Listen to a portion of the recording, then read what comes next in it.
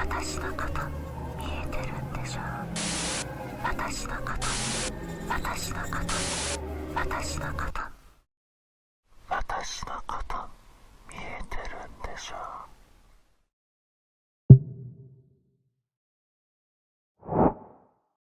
When it comes to horror games, there are endless ways to scare people. 3D, 2D, text-based, retro style, surreal, psychological horror, you name it. And beyond just style, horror games from the East and West often have totally different vibes. But lately, the rise of indie games has brought creators from all over the world closer together. Now, you'll find Japanese and Western developers making games that look more and more similar to each other, packed with jump scares lurking around every corner. So, what's left to tell where a game comes from? Well, that would be the unique cultural settings baked into the story. For example, Western horror often loves exorcisms, demon summoning, creepy labs, and abandoned asylums. Not to mention those games with actual monsters, or even the occasional deranged real human peeking through your door ready to jump you. Meanwhile, Asian horror tends to focus on spirits and mysterious forces, haunted schoolgirl ghosts, cursed rooms where someone died, or sinister forests you would never want to visit after dark. Among Asian horror, Japanese games are the real superstars. Sure, other Asian countries have started to make a name for themselves recently, but because Japanese culture is so well known around the world, Japanese horror games still have a bigger following and a stronger reputation. In recent years, Japanese developer Chilla's art has blown up on YouTube and streaming platforms. Thanks to all those YouTubers and streamers spreading the word, their creepy 3D horror games have become a benchmark for indie horror success. What makes their game stand out? It's that classic Japanese horror style. Uncanny character models that make your skin crawl, semi-realistic environments, and everyday stories that suddenly get under your skin. Players everywhere are saying now this is what Japanese horror should feel like. But really, this isn't a new trend at all. Ever since the days of classics like Fatal Frame and Clock Tower, Japanese horror games have been all about making everyday life terrifying. There's just something about ordinary settings turning spooky that really hits different. But the Japanese horror game I want to share with you today has a completely different, unique vibe. There's basically no complex gameplay, no backstory, at least not in the earlier games, and no epic settings or brain-bending puzzles. Instead, the game keeps things simple, 2D side-scrolling visuals, and you can play the entire thing with just 1 or 2 buttons. Seriously, for most of the stories, you'll only need 2 keys. Forget about dark rooms you need a flashlight to explore or monsters that constantly chase you around. What you'll find are chilling Japanese horror stories, haunting spirits and creatures that blur the line between human and ghost. And of course, plenty of sudden jump scares that will send shivers down your spine. This series actually first appeared around 2012 in Japanese gaming communities, but it wasn't until about 2020 when it launched on Steam that it suddenly went viral for a while, before fading back into the shadows just as quickly. The name of this uniquely styled game series is Tsugunohi. So today, let's dive in together and explore each of these weird and wonderful stories from the Tsugunohi series. I'll be rating each story based on 2 things: how scary it is and how good the story is, out of 5 stars. Of course, everyone experiences horror differently, so this is just my personal take. One more thing, this video won't cover the games where the developer collaborated with others, like Pocky Dog's Adventure, AI Silent Cries, and so on. Even though AI Silent Cries is included in the Steam version, it's a collab with a VTuber, and honestly, this video is already long enough, so please forgive me for skipping those this time. If there's enough interest, maybe I'll do a separate video in the future focusing on the developers' collaborations. Alright, let's kick off our journey into this world of Japanese horror stories. First up, let's talk about the first 3 episodes, known as the old series of Tsugunohi. Since they came out way back in 2012, the creator actually calls them the old series. For the Steam release, these 3 stories got an HD remaster with higher resolution. Though, to be honest, things still look a bit blurry, especially if you're playing on a big screen. These 3 short stories are probably the most well-known entries in the whole series. And for many players, these are the ones they've heard about the most. Let's start with the very first story. One thing to note about these games is that each story unfolds over several in-game days, with the plot moving forward as the days go by. When you first launch the game, it tells you up front. All you need is your mouse's left click or the arrow keys and the enter key on your keyboard. Super simple controls. Now onto the first episode. This story doesn't even have its own title, just the main game title. It was first released on December 22nd, 2012, and the official playtime is about 5 minutes. Our protagonist is a high school student, and the whole story happens on his way home from school. Day 1, nothing unusual happens at first. The main character just says he's hungry and wants to get home quickly. The only spooky moment, you might spot what looks like a human face behind an iron gate. Other than that, it's pretty calm. Day 2, our high schooler says he feels kinda sluggish. Maybe he's catching a cold. This time, when he passes the same iron gate, that creepy face is a bit closer. Day 3, he walks past a female student and mentions having a headache. Passing a glass door by an apartment building, the lights suddenly go out, and you see the ghostly figure of a young boy reflected in the glass. Meanwhile, the iron gate by the alley is now missing.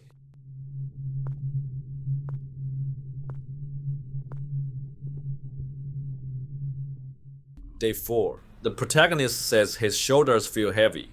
Is it just exhaustion? Not quite. Turns out, there's something invisible clinging to his back. At first glance, the little ghost riding on his back looks kind of creepy, but honestly, if you stare long enough, it's almost cute. In Japanese folklore, there's actually a supernatural phenomenon called higuri, a spirit lurking behind someone. But in this case, it feels more like he's just being possessed. In the alley, a larger version of the ghost appears. And BAM! You get hit with a jump scare. That wraps up the day. Final day, the transition text switches from the next day to the ominous the next day, just to drive home that something truly bad is about to happen. The sky turns blood red and the whole scene is tinted red. The construction site's fence is plastered with photos of the ghost. The protagonist looks up at the sky, almost as if his soul has left his body. You see the ghost's face everywhere, on the walls, behind the fence, right behind the main character. As he nears the alley, the screen goes black, and the game ends. Then, the credits start rolling. But wait, just when you think it's over, there's a sudden up-close jump scare. The iron gate slowly opens and the face behind it disappears. That's the real ending.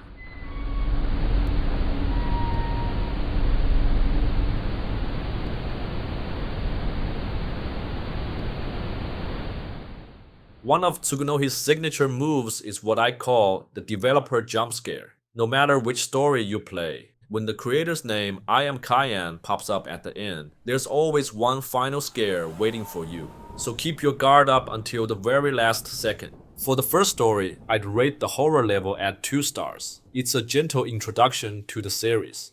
Honestly, the early games are a bit rough around the edges, both in storytelling and visuals. For example, the first story jumps right in with no real background or explanation, and ends just as abruptly. But as the developer gained more experience and the scripts became more polished, the later stories gradually solved this weak storytelling problem. Stay tuned, because it only gets better from here. Next, let's move on to Chapter 2. This time, the game introduces a new feature called Panorama Mode, which is basically a controllable panoramic photo you can move around in. And before the story even starts, you get hit with a ridiculously cheap jump scare.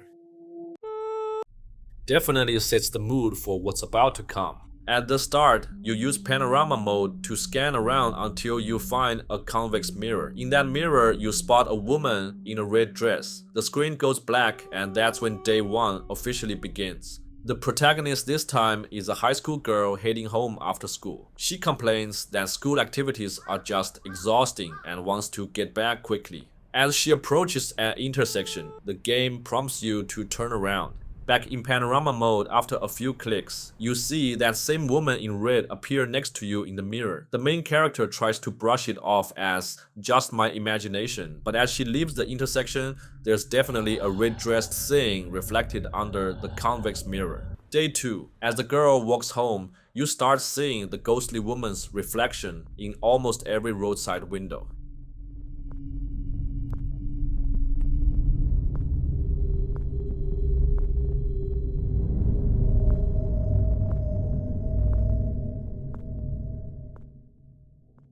At the intersection, she spots someone standing in the distance. Sure enough, it's the woman in red.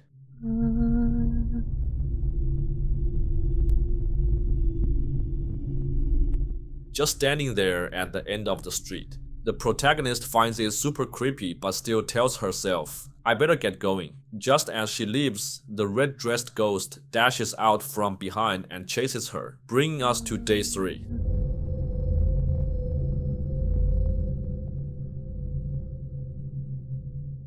Day 3. The same routine continues, but this time there are bloody handprints smeared across the store windows, and strange outline on the wall that looks suspiciously like the ghost. The girl feels relieved that the woman isn't around, until the mysterious woman suddenly charges from behind and disappears just before making contact. Then, panorama mode kicks in again. No matter which way you turn at the intersection, you keep seeing the same woman in red getting closer every time. Finally, we move to the next day.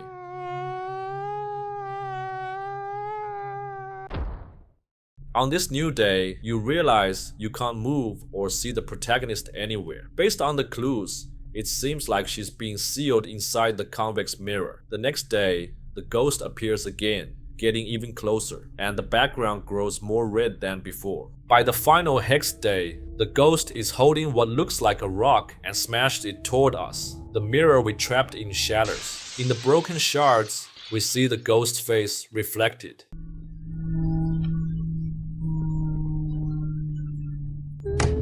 Followed by a super intense jump scare.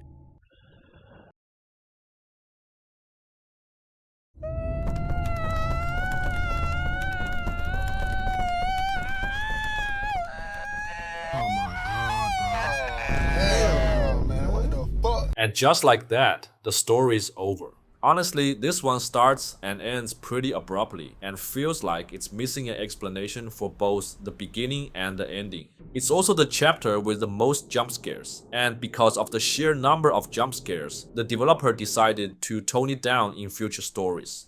Again, there's still a developer jump scare waiting for you when the creator's name pops up at the end. For the horror factor, I'd give this one 4 stars, but if you include story quality, it's more like 3 stars. Now, let's head to the 3rd chapter of the Tsugunohi O series, the longest one of the first 3. In this chapter, you finally get a save and continue feature, since it's a bigger story with several sub-chapters. It's super convenient for players who want to take a break and pick up right where they left off. Sadly, this feature didn't make it into the later games, but it's a nice touch here. Let's dive into the first sub-chapter of the 3rd story, the prologue. We start with a little girl wearing a backpack standing under a road sign. Day 1. A small girl with a bright red backpack is heading home from school. She mentions it looks like it's about to rain. Halfway down the road, she bumps into her mom, who's out shopping. We also learn that the girl's name is Tsugumi. After her mom leaves, we can just barely spot a strange, not quite human figure standing across the canal. Then, it's starting to rain. Day 2. Again, Tsugumi is walking home from school, thinking about what snacks she wants to eat. She runs into her mom again, but this time, something feels off. Her mom isn't smiling as usual. When Tsugumi asks why she didn't bring a shopping bag, her mom lifts up her empty hands and says, "Isn't it right here?" At this point, both Tsugumi and I are getting a weird feeling, but she only worries that maybe her mom didn't prepare snacks for her. Day 3. On her way home, Tsugumi says her dad made dinner last night, and she's feeling really worried about her mom. At the usual spot, we see her mother's face twisted in pain as she walks by, and then suddenly vanishes. Tsugumi seems to sense something and turns to look, but finds nothing there.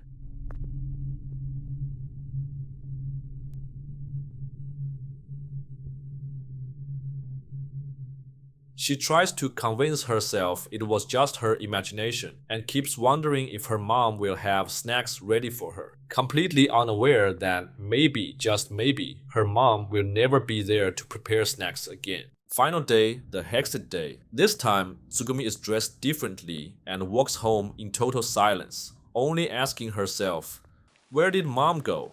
She says she'd feel really lonely if she didn't have a mom anymore. Suddenly, her mother appears again on the other side of the canal, but can't see her face. In the final moment, her mom is joined by another figure, who may or may not even be human. Maybe it's just me, but it looks like there are way more utility poles along the road than before. And with that, the prologue comes to a close. Now, onto the second subchapter, Incident. On the title screen, Tsugumi's mother standing under the road sign, but there's also some strange thing next to her. The story begins at night, with Tsugumi walking from left to right across the screen. Day 1. Tsugumi is heading home after school as usual, but this time she's not alone. Her dad is with her. He reassures her, Mom's coming back. She wouldn't just leave you. But because he's busy with work, he can't always pick her up. Still, in a positive dad move, he suggests they race home since it's raining. Of course, he cheats and starts running first, but Tsugumi follows, racing after him. In that moment, we can spot her mom suddenly appearing by the roadside sign. The day ends there. Day 2, her dad tells Tsugumi that he's already contacted the police and they'll help look for her mom. Right then, they run into a patrolling police officer. After some quick introductions, her dad says, we're counting on you. He then asks Tsugumi if having the police's help makes her feel better, and she says yes. But what neither of them realizes is that after they leave, her mom and that definitely not human thing both appear inside the police car. Let's just say things aren't looking good for the officer either. Day 3. This time, Tsugumi walks home alone again and blames herself, thinking her mom's not coming home because she misbehaved. As the rain picks up, she runs towards home. Passing by yesterday's police car, we can see someone standing outside it, holding a red umbrella. After she leaves, the umbrella-wielding figure vanishes, and we see the police officer trapped in the back seat, helplessly staring out the window, clearly caught by the ghost. Final day, hexed day. As Tsugumi heads home, she noticed the street is swarming with police. The patrol car from before is now cordoned off with warning lines. Tsugumi feels relieved to see so many officers and wishes they'd always be there. But as she leaves, the sky suddenly starts pouring blood-red rain, and the ghost with the red umbrella makes a terrifying appearance. That's where this subchapter ends. Honestly, there aren't any major jump scares in this chapter. It's actually a bit of a letdown in terms of horror. The next subchapter is called Kidnapping, and right from the title screen, we see the now dead police officer. Day 1. Tsugumi is once again walking home alone after school. If you're paying close attention, you might notice something strange. The number of utility poles along the street seems to be increasing day by day. Why is that? As she walks, Tsugumi comes across her dad arguing with the police officer. No matter what her dad says, the officer just keeps repeating, "We'll patrol the area," while letting out a weird laugh. Before things escalate, her dad sees Tsugumi, reassures her not to worry, and walks her home together. After they leave, the once clean patrol car turns rusty and old, with two presumably dead officers sitting in the back seat. This also explains why the cop outside the car was acting so strangely. Day 2, now Tsugumi and her dad walk home together. Her dad mentions that he's starting to enjoy cooking, which is a subtle way of telling us her mom has been missing for a while now. It starts raining and her dad suggests they race home again. But this time, Tsugumi just isn't in the mood, so she doesn't run. Her dad slows down too, and they quietly walk home side by side. Meanwhile, the utility poles keep multiplying along the street. Day 3, Tsugumi is heading home alone again, missing her mom terribly. Suddenly, she hears her mom calling her name, but when she turns around, there's no one there. Crying, she keeps walking, only for her ghostly mom to appear right behind her, following silently before vanishing again.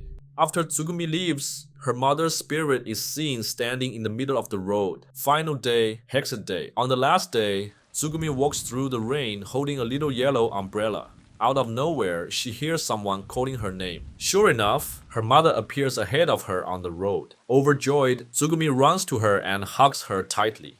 Her mom apologizes, but suddenly transforms into a terrifying ghost. Tsugumi looks up, sees her mother's ghostly face, screams, and the two of them disappear into the rain together. After that, we see a lonely road sign on the side of the street, showing an adult holding a child's hand, standing by itself in the rain. And with that, the kidnapping subchapter ends, bringing this whole story arc to its dramatic climax. What really happened? Well, that's about to be revealed. And now, we've reached the final subchapter of this story. Invitation. On the title screen, you can see the little girl transformed into a ghost. A new day begins, with the girl's father walking alone down the street. He says that no matter where his daughter has gone, he'll find her. He even reveals that he's quit his job to search for his wife and daughter. Missing person poster with Tsugumi's face is plastered on the utility poles everywhere. Suddenly, he notices a broken utility pole up ahead, stained with blood.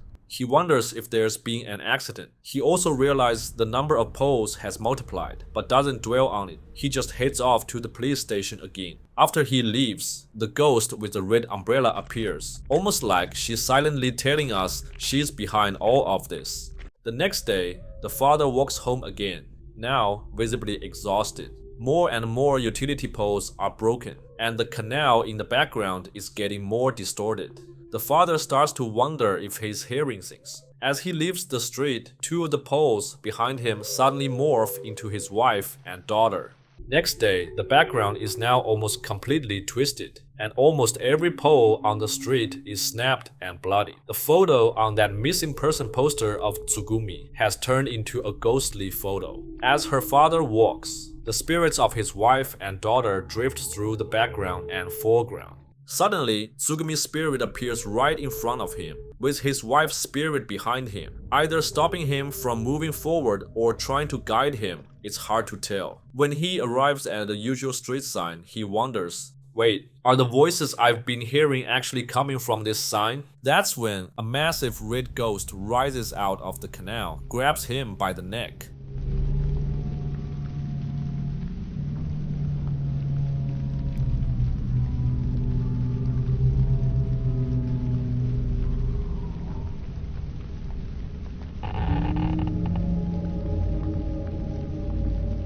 And after his scream, he transforms into yet another sick utility pole.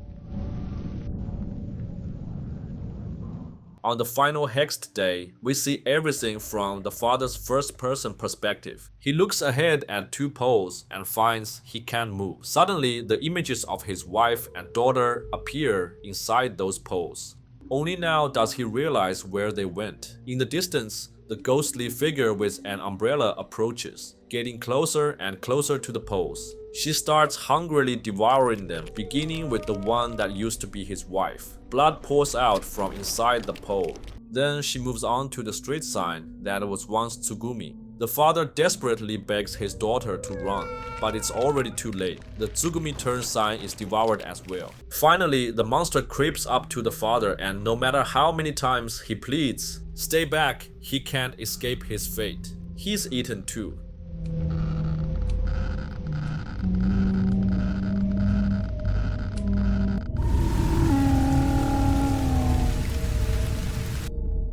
In the end, the screen lingers on the three broken, blood-stained poles. The story comes to a chilling conclusion. It's actually about a ghost or something else that transforms people's souls into utility poles or street signs, and then eats them. It's a uniquely bizarre, unsettling premise.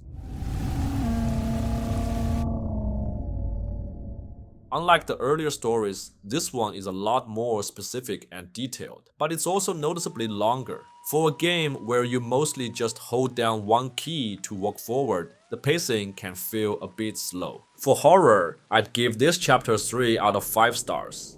And with that, we say goodbye to the Tsugunohi old series and step into the new era, or as some call it, the HD version. From here on out, everything from the graphics to the resolution and aspect ratio gets a huge upgrade, making the scares that much more vivid. Some of these new stories even have multiple endings and hidden routes for players to discover, so the horror is just getting started.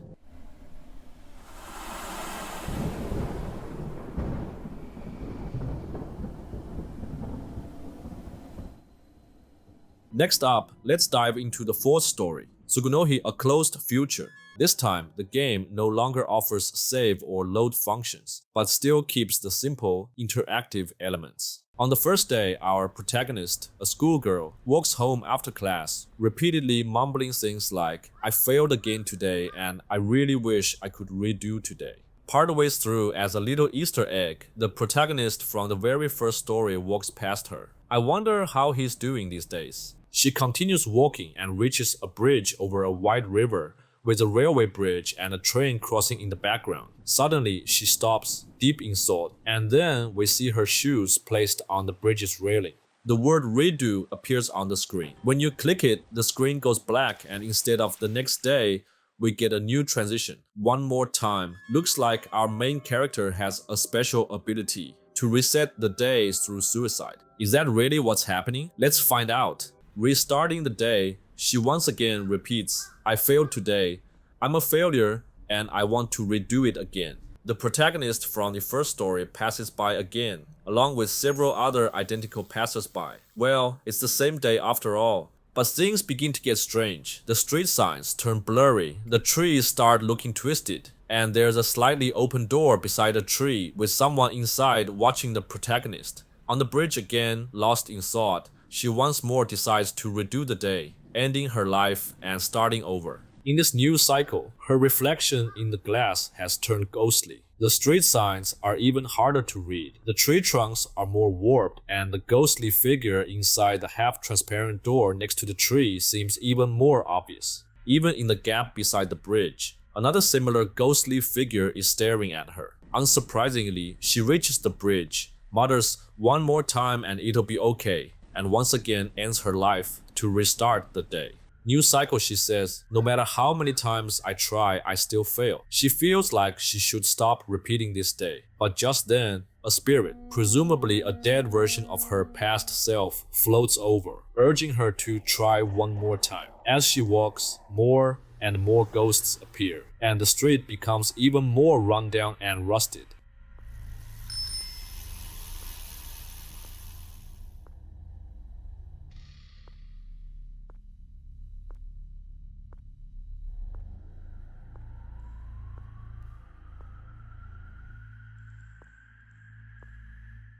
On the bridge, she finally decides not to repeat today. She doesn't want to keep failing, but as she's about to cross the bridge, she hesitates, takes off her shoes, and says, "Just one last try. I want to try again," repeating it over and over. She ends her life once more, but this time, the transition is different. Not a one more time, but a 0 times left.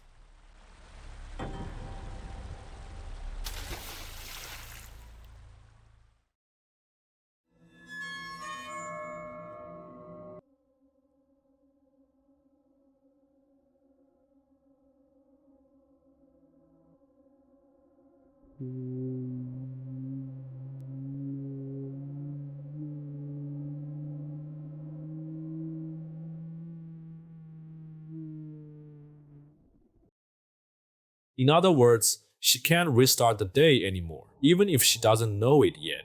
On the last day, she walks through a world that's completely decayed and filled with death. Her ghostly reflection follows her in every window, and everywhere she goes, she's watched by the ghosts of her past selves. That twisted tree is now packed with trapped souls. The protagonist from the first story is still carrying that little ghost on his back, and even the cyclist on the road is now a ghost version of our main character. Basically, this world is now filled with version of her own lost soul. Standing on the bridge, she's still thinking, "Just one more try.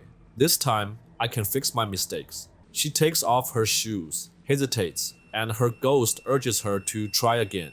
This time for sure. With that encouragement and staring at the blood-red river, she jumps in.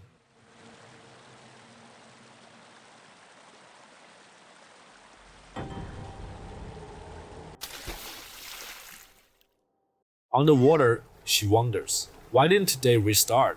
Why didn't time go back? Across the river, countless ghosts on the bridge tell her that the loop is broken, and she's been making the same mistake over and over. As she struggles, the spirits explain, once you die, it's all over.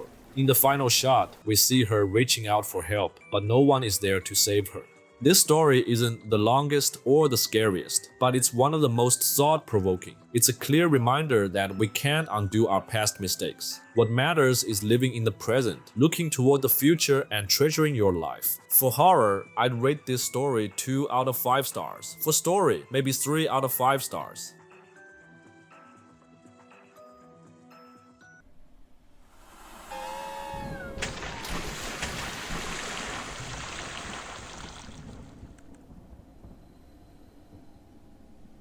Now let's move on to the 5th story, The Cat Ghost.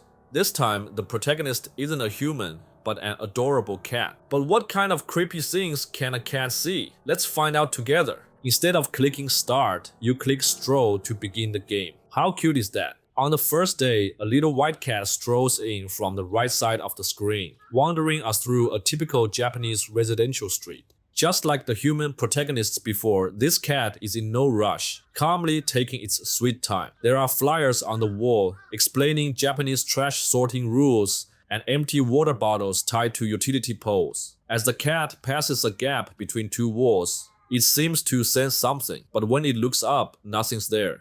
Moving along, it reaches a door marked Do Not Enter, where a strange wavy light appears overhead. Look up closely, it vanishes. After a big yawn, the cat walks off screen, ending the day. Day 2. The cat strolls in again from the right. This time, as it passes a water bottle, you notice what looks like the cat's soul left behind. At a can recycling bin, a bug suddenly flies out, startling the cat. I was not scared, but the cat surely did.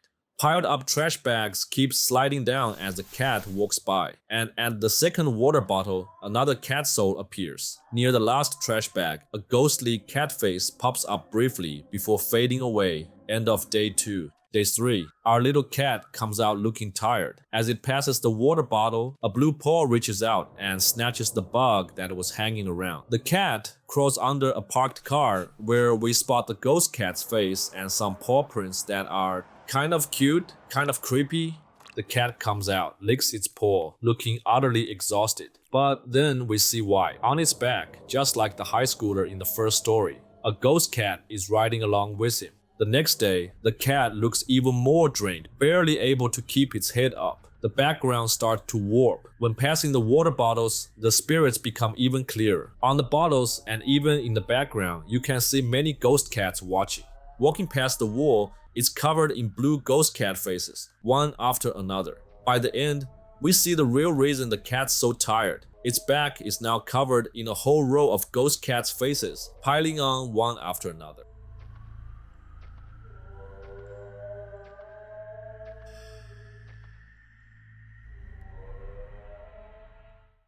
Final day, the hex day. It's nighttime. The cat, utterly spent, trudges forward. In the background, red-eyed ghost cats glare from the fence. You'll spot more ghost cats peering from cars, holes in walls, and more cat paw prints everywhere. Passing the same wall gap as on day 1, a gigantic ghost cat face appears. As our little cat walks on, bricks fall off the wall, revealing a horde of ghost cats lurking behind. The further the cat goes, the more ghostly cats appear. At the Do Not Enter door, a red circle shows up. Looking up, you see a huge, twisted ghost cat slowly approaching. Honestly, this giant ghost cat looks more like a bat than a cat. Instead of feeling scared, I almost burst out laughing. Don't blame me, I am not a cat. When the screen fades to black, the story ends. During the credits, we see a missing cat poster for our white cat with yellow markings. And of course, the creator's classic jump scare at the end. This time, a swarm of cat heads suddenly fills the screen. But wait, the story isn't over. There's actually a secret ending or a secret route. If you start from the title screen and don't click stroll, but instead walk the cat to the left directly, you unlock a hidden route. There's nothing scary in this path. It's just a wholesome introduction to the developer's real-life cat, including its name, favorite things, and more. You can select actions like yawn, surprise, or groom, and even set the cat to walk or run automatically. This mode goes on for 22 days, so I recommend using auto walk unless you want sore fingers. Through this secret path, we learn the cat's name is Gone and he lives with the developer's parents. On day 15, a schoolgirl with a ladybug on her leg stands in the foreground. After 22 days, you see a photo of the real Gon, just a laid-back, sleepy cat. The developer jump scare here, Gon's adorable yawning face. All in all, having a non-human protagonist is a fun twist. But since I'm not a cat, I can't really relate to how scary ghost cats might be for a regular cat. For me, this story's horror level is just 1 out of 5 stars. 2 out of 5 if you include storyline, 3 out of 5 if you consider about the cuteness of the cat. Next up is the 6th story, The Parallel Train in the Dark. This time, we're back to a human protagonist, a high school girl. Seriously, it's always students in these games. If it's not elementary, it's middle school or high school. Come on, give me some adult contents. Before the game even begins, the control tutorial appears on the train platform, hinting that this story will take place on a train or at a train station. The story begins with our protagonist, who looks like a high schooler, holding a book and standing at the train car door. Suddenly, she remembers that her stop is next, and she needs to move to the car closest to the station exit. That's where we take control, walking her left through the train. Along the way, you'll see tons of ads in the train. Many of them are references to the creator's earlier works. Passengers are all doing their own thing, playing on their phones, reading, dozing off, and so on. There aren't any jump scares on the first day. But the important thing is that behind the train she's on, another train runs parallel, zipping by quickly. This parallel train is the key element for the whole story. Finally, the train stops. The protagonist stands at the door with an office worker, and they both get off. The platform sign says Kisaragi Station, the famous haunted station from Japanese urban legends that supposedly doesn't exist in real life. Second day, our protagonist is once again in the car farthest from the exit and has to make the journey through the train. On the way, a pale, unhealthy-looking middle-aged man suddenly stands up. And at the same time, inside the parallel train, a shadowy figure identical to him stands up as well. At one door, a schoolgirl in a uniform stands with her back to us. Her color tone is unnaturally creepy. In the next car, a little girl peering out the window suddenly vanishes, only to reappear in the parallel train, leaving behind what looks like her soul. But just like every Tsugunohi protagonist, as long as the creepy stuff isn't happening directly to them, our main character ignores it all. After reaching her stop, that same uniformed colorless girl is still at the door, but our protagonist pays no attention and gets off at Kisaragi Station again. The next day, the world outside the train has lost almost all color, turning pale and ghostly. The protagonist, as usual, has to walk to the nearest exit, which is dumb and fucked beyond belief. Passing the middle-aged man, we can see him muttering to himself. The man in the parallel train mimics his actions. We even spot the ghost of the girl who vanished yesterday, now outside the train, and her spirit lurking behind other passengers. One woman, who's supposed to be reading a book, lowers the book to reveal blood-red eyes glaring at our protagonist. When our protagonist walks past, the woman drops her book, exposing a bloody missing jaw, right as our main character steps to the door, ready to get off. At that moment, the corpse of the middle-aged man suddenly smacks into the train window and slowly slides down.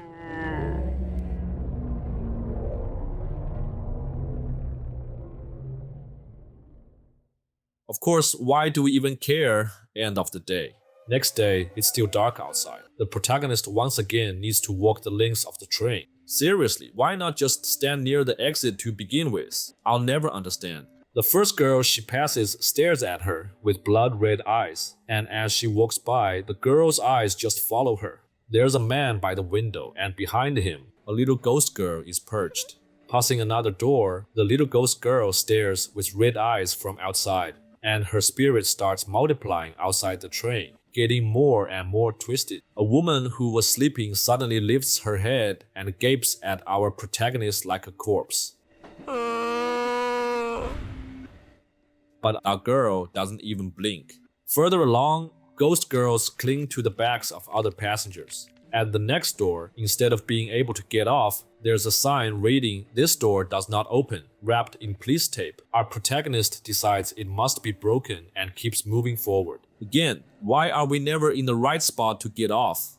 Moving on, we pass an ad for cat food. The The cat on it looks awfully familiar. Every passenger in this section is staring straight ahead with glowing red eyes, and the parallel train flashes by again. Suddenly, all the passengers burst out laughing in unison, and the parallel train's passengers all vanish. An old man reading a newspaper sits upright, stares with red eyes, and then his head snapped to the side. On the wall, there's a poster featuring the shoes from the Closed Future story with the words, "The courage to talk, not to jump." Passing into the next car, we see more and more ghost girls. And suddenly, in the parallel train, there's a same person just like our protagonist, also staring with bloody eyes. Passing a sleeping passenger, the seat is suddenly empty. At the next door, again, this door does not open, and a familiar little girl with a backpack stands there, glaring with red eyes. The ad now says, "Come to the countryside." The parallel train speeds up and we see a bridge. Yes, it's the same bridge from the river jumping story. Looks like this is the train that the suicide girl saw before she jumped. Our protagonist realizes this view isn't normal and wonders if she's missed her stop, resolving to get off at the next station. The posters along the way grow even stranger. Eventually, she finally gets to the right car. On the platform, it still says Kisaragi Station, but now it's crowded with figures that don't even look human. When she gets off, the background shifts from blue to red. End of the day.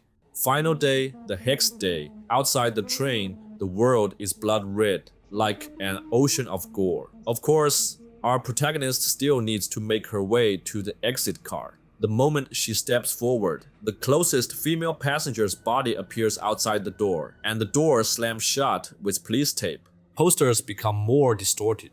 Passengers appear as nothing but souls, and on the tracks, the ghost of the dead office worker keeps showing up. Then his body slams the window, shattering it. The train becomes more and more decrepit, and through the broken glass, ghost children stare inside. The further you go, the more jump scares, with ghostly girls running around outside, and every passenger turning transparent. Look closely and you'll even spot a cat ghost on the poster again. The scares keep ramping up. Severed heads, the woman with no jaw, keep appearing outside the window, finally smashing into the glass.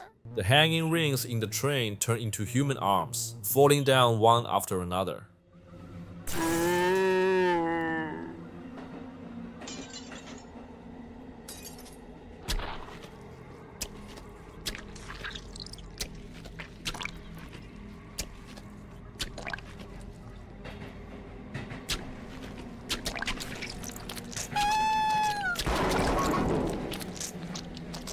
Our protagonist finally stops and looks outside, realizing her true self is actually still on the original train. What's on the parallel train is now her spirit. She wonders, where is this train going? At that moment, all the ghosts of the dead passengers press up against the door, and our protagonist collapses. Game over. In the ending, we see her soul trapped in the parallel train, while her original self rides away in the normal train, staring back with glowing red eyes and no emotion. The final developer jump scare, every ghostly passenger feels the scream. This story easily takes the crown for the most intense and relentless jump scares so far. For horror, I'd give it a solid 4 out of 5 stars. Now, let's move on to the 7th story, Whispering Toy House. From the title, you can probably guess. It could be a story about a little girl and a toy house. Interestingly, up to this point, there haven't been any adult protagonists in the series. Kids always seem to be at the center of these creepy adventures. Right from the start, the game gives a special warning. This is a very scary story. Please watch with an adult, which is not true at all. The game begins with an old-fashioned Western-style house. The sign at the entrance reads, "Antique Toy House." The place feels cozy, vintage, and just a little mysterious. The door sign says, "Open." Then, a flyer appears on screen, inviting everyone in. Many fun toy encounters await. But as you can probably guess, fun isn't all that's waiting for us. The story starts with a little girl standing in front of the door, asking, "Why is it so dark?" In front of her sits a doll. She takes a few steps forward, and suddenly, the lights flicker on. The girl is delighted to find the place filled with dolls, so she walks in to explore further. That's when an unknown voice says, "What a cute girl," as she continues, "There are even more dolls, and several clocks hanging on the walls. That voice, presumably the shop owner, welcomes her. Welcome to Toy Heaven. Inside, there are all kinds of vintage toys and adorable decorations everywhere. On a stool by the window sits a particularly creepy-looking doll. The girl stands by the window and comments that it's getting dark outside, but she still wants to see more dolls. The shopkeeper's voice gently encourages her. Please keep going deeper. Dolls hang from strings along the walls, mixed with animal masks and paintings. There's a painting with a doll wrapped in cloth in front of it, staring straight at us. All the while, the shopkeeper's voice says, "Through this door, please, through this door." The door is slightly open and the voice keeps urging, come on, but the little girl hesitates and ultimately turns around and leaves the shop. The voice simply says, come again tomorrow. The next day, the little girl returns to the toy house. She steps inside, the lights come on, and she says she wants to see more dolls, wondering if there are even more behind that mysterious door. As she continues, something changes. The dolls begin to follow her with their eyes. The shopkeeper's voice says, so you came back. Everywhere you look, the dolls' eyes are locked on you, making things super unsettling. The jump scares start small, like the lights suddenly flickering off or a cuckoo clock jumping out on the wall. At one point, a doll peers in from outside the window, staring directly at us. But as we approach, it vanishes. Moving further, one of the dolls hanging from the ceiling by strings is missing. If you were paying attention, you'll realize it was the one that was just staring at us from the window. Near the entrance, the shopkeeper's voice keeps asking, you like dolls, don't you? We like you too. At the red door, the voice teases, so many friends are waiting for you. The door cracks open and light spills out as a string-pulled puppet hand reaches toward us, looking far more puppet than human, saying, come on, come on. The girl hesitates again, then runs out of the shop. The puppet hand falls limply to the floor, the door slams shut, and the shopkeeper's voice calls after her, I'll be waiting for you again tomorrow. End of the day. On the third day, the little girl returns yet again. This time, it's raining outside, and you can immediately tell the toy house looks even more rundown. She steps inside, the lights flicker on, and she wonders if the shopkeeper is hiding behind the red door because she needs to call home. The shopkeeper's voice floats out, I don't want you to catch a cold. Suddenly, the dolls in the foreground start shaking, getting pulled upward by strings. Moving further in, the cuckoo clock jumps out again, and the dolls continue to disappear one by one as they're lifted away. The room grows darker. When the girl approaches the window, a flash of lightning reveals the doll on the stool now staring with bright blue eyes, arms wide open, locked onto us. The shopkeeper's voice continues, don't be afraid. But it's clear that even more of the hanging dolls are now missing, one dropping with a thud. Be courageous, the shopkeeper's voice urges. The doll in front of the painting appears to be asleep, but as you pass, her eyes snap open. This time, the red door swings wide open. The girl freezes as the voice insists, come on, come inside. She nervously asks, can I really go in? And for the first time, we control her into the mysterious red door. Behind a curtain, we can see the little girl move deeper inside. Suddenly, she's in a circus-like dreamland space. Bright blue skies, balloons floating, Ferris wheels, and circus tents everywhere. It all looks magical and fun. She's delighted as a toy airplane zooms past and dolls ride carousel horses beside her. Let's have fun together. This is Toy Heaven. The voice chimes in. The girl keeps walking, and eventually, before a row of glowing mirrors, she smiles. This is so much fun. And end of the day.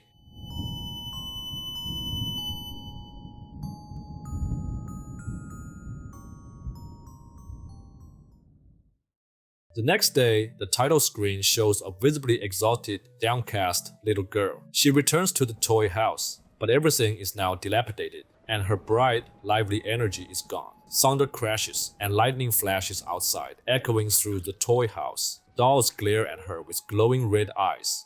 Suddenly, the lights come on, the doll by the door is gone, and everything is blended in red. As the girl trudges forward, she softly repeats, so many dolls. The shopkeeper's voice lures her on. Let's play together again today. The whole room is now deep red. Out the window, rain pours, and the doll by the window is hoisted up, sobbing. As you get closer, it drops like a lifeless rag, a flash of lightning, and outside, a doll rides a wooden horse came by. Do you want to play more? The voice asks. Your mom and dad might be starting to worry. Near the painting, the once innocent doll is now strung up and grotesque in the foreground, and the painting itself looks haunted as well. Pink light leaks from the door. I want to play more, says the little girl. Okay then, come in, the shopkeeper replies. This time, behind the curtain, a stringed puppet doll follows her. The magical circus world has decayed. The sky is gray, the balloons faded, and everything is falling apart. Dolls ride twisted broken carousel horses. You can stay as long as you want, the voice says. Creepy, distorted doll faces pass by.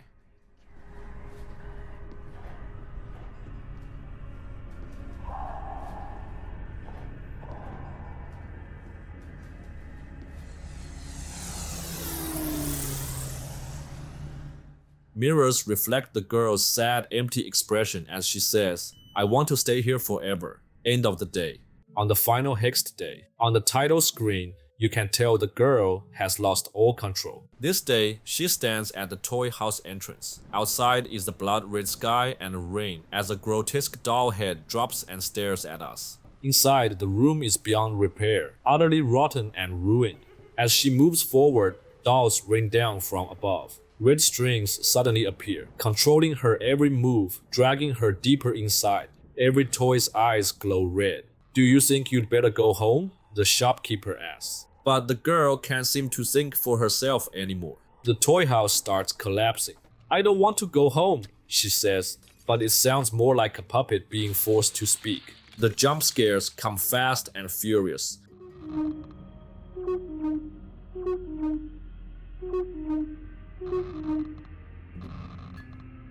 I want to play with everyone here. Outside, red-eyed dolls glare through the bloody rain. Now the girl herself hangs up in the air like a doll, drawn inexorably onward. Are you going to live here forever? The voice asks, as heaps of doll remains crash down.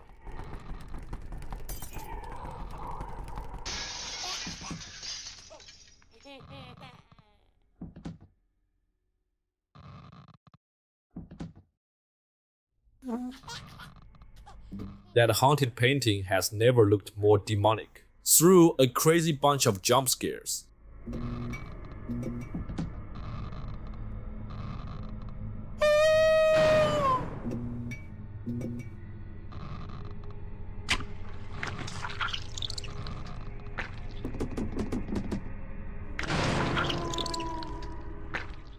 Dolls, paintings, flashes were dragged behind the curtain inside the circus. The girl is smiling, but it's hard to tell if it's real happiness or just her strings being pulled. Around the mirrors, she smiles, but each one she passes shatters. Everyone welcomes you, the shopkeeper keeps saying, but then her arms fall off. She's a puppet now, and the real girl is probably trapped behind the glass. The walls are covered in desperate help, help, help scribbles, and the broken dolls on the ground are crying blood, prisoners like her. Let's stay here forever. The voice keeps brainwash as the walls start screaming, kill, kill, kill. The girl, now with glowing red eyes, stumbles forward.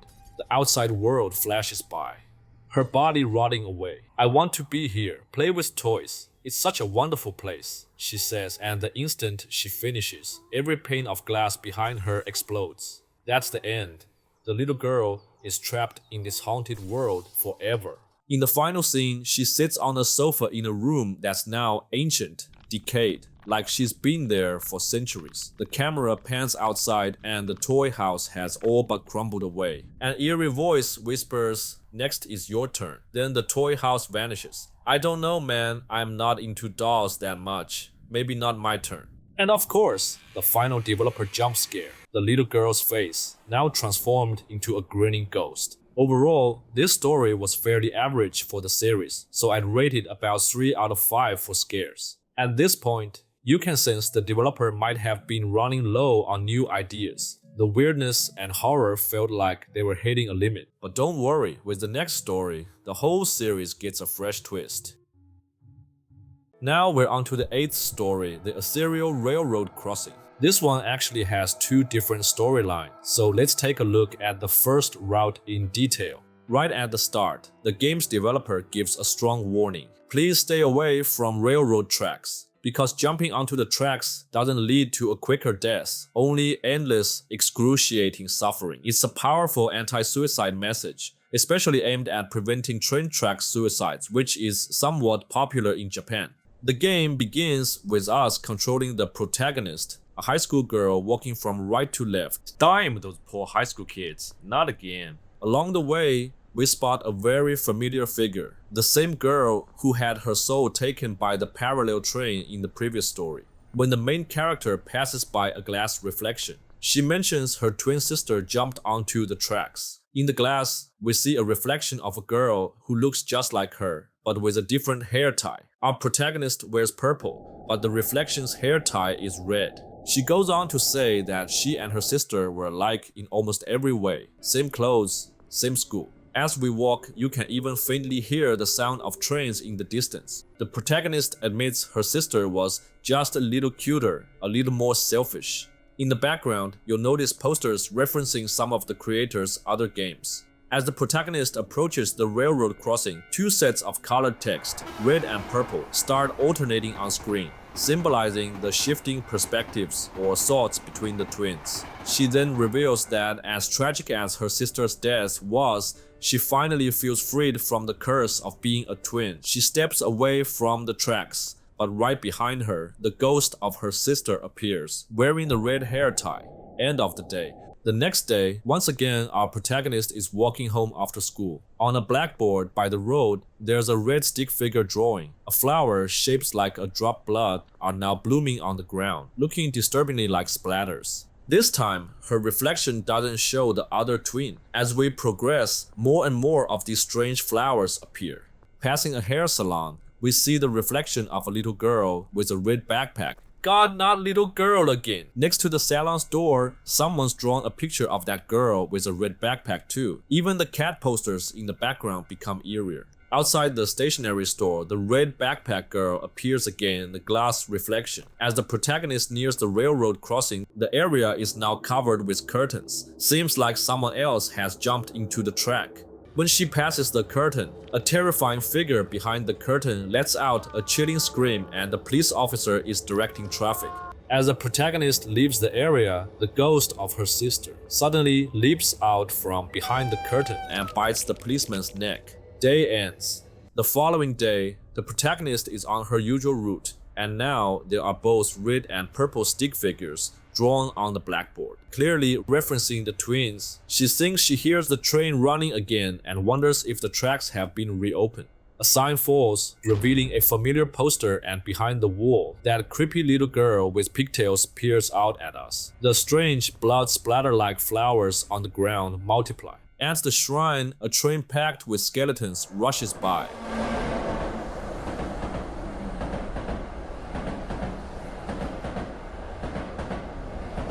The protagonist says, "Why does that sound so close? It's like it's right beside me." Behind the shrine, the same ghostly girl with pigtails keeps staring. Suddenly, a platform labeled Kisaragi, the same haunted station from the parallel train story, flashes by. Passing the hair salon, the ghost sister's reflection appears again, and the drawing of the girl on the door now has a red slash across the neck. Even the cat posters now look like empty-eyed ghost cats from the earlier cat story. In the glass, the sister's ghost cries, "Help me!" Just then, a train speeds by, shattering the glass. The shards almost hit the protagonist.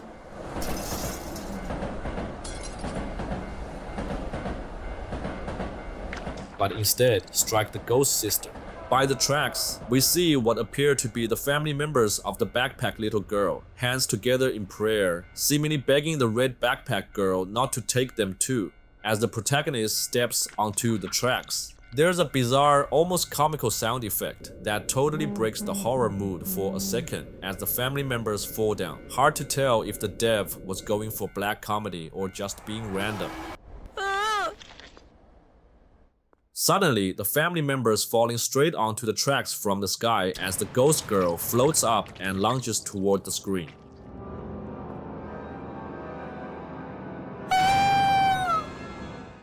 Meanwhile, the policeman who got bitten the day before drops out of the sky as well and is impaled on a railroad crossing gate, slowly sliding down. As usual in this series, our protagonist shows no reaction at all. She just keeps walking with a blank expression. The next day, the girl is once again walking home at night, heading right to left through thick fog. The blackboard on the roadside still has red and purple stick figures, but now there are also those flowers scattered around. Suddenly, the Kisaragi station sign and a lonely street light appear in the background. As she passes a cafe, the spirit of her deceased sister floats up behind her, calling her name over and over.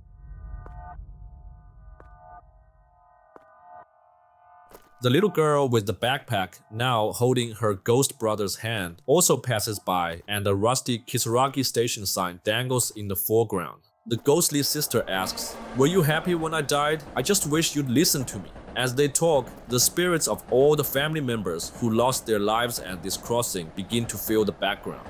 The sister explains, "I was killed by a cursed train.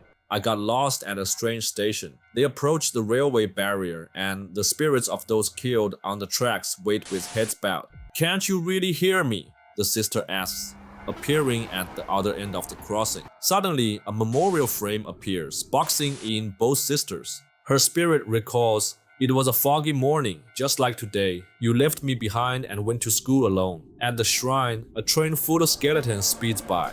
That train was so close, like it was brushing right past me. And the railway crossing, the sister describes how she wandered onto the tracks and was killed. Skeletons gather behind her. Even the death itself was on that train, its departure soon.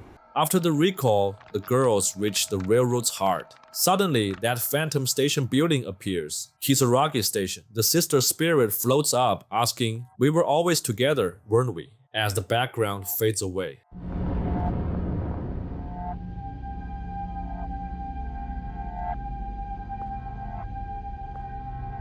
"So please come with me, sis." But as they reach the final platform, the protagonist pleads, "Stop it, don't take me with you, I don't want to die yet." She flees the station, and the sister's ghost sinks into the ground, vanishing. The day ends. The following day, the protagonist walks home again. The blackboard is now crowded with red, purple, and white stick figures, representing all who've died here.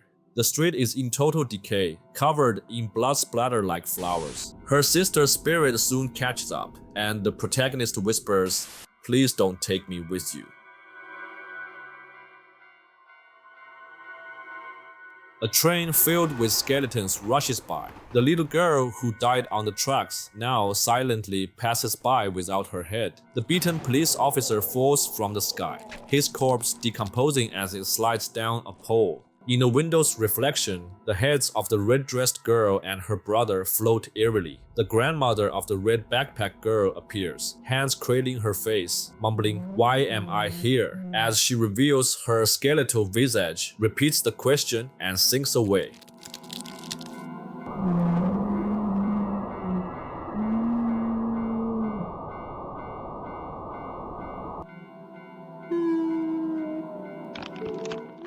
The protagonist moves on. The police officer's corpse edges closer, his head falling off as flowers bloom behind him. One of the dead girl's family members steps into view, stares, and quietly asks, "Why are you alive?" She presses in, asking why, until she turns to a skeleton and collapses.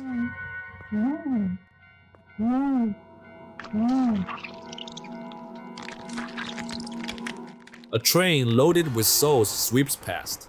The headless girl and her brother drift by again. Their heads float up from a table in front of the shop.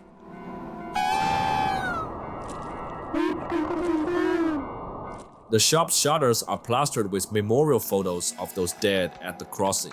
The sibling skulls lunge at the protagonist, screaming, "Let's go together," before slamming to the ground. Pressing forward, the protagonist sees her sister's memorial places, closest by the crossing. Her sister's spirit passes by, and the railroad itself disappears. Only the ghosts of the dead remain, pointing the way forward. Several rapid-fire jump scares from the sister's ghost follow.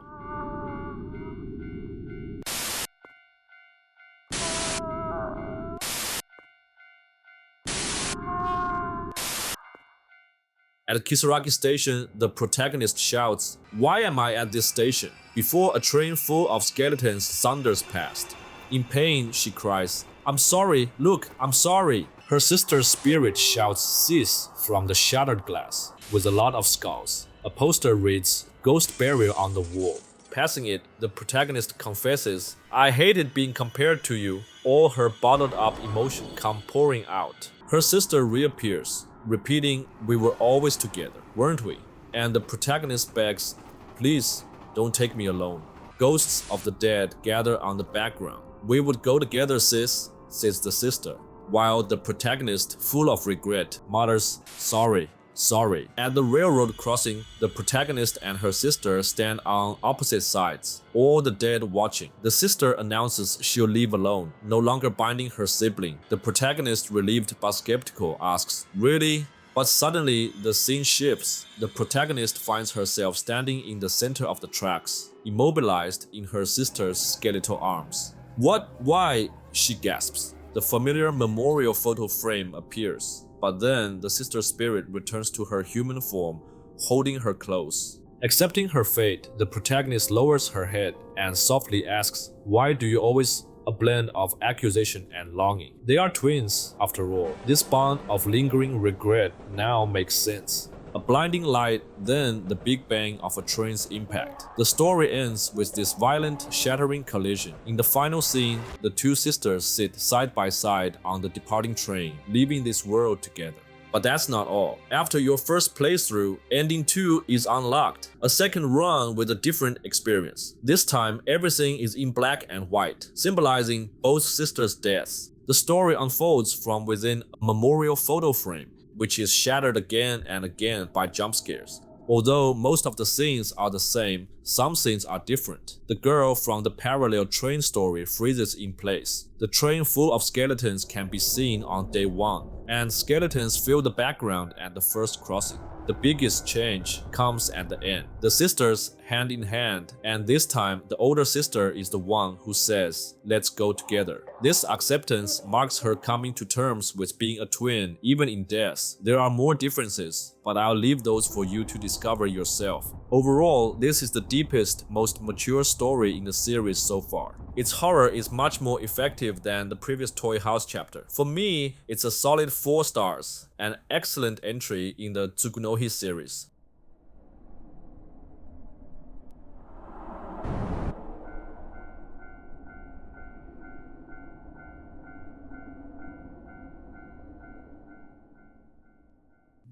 Next, we have the 9th story, a first DLC entry, but you can really feel how much effort the dev put into this one. This one's called Supernatural Supermarket. As you can probably guess from the title, the whole story takes place in a supermarket.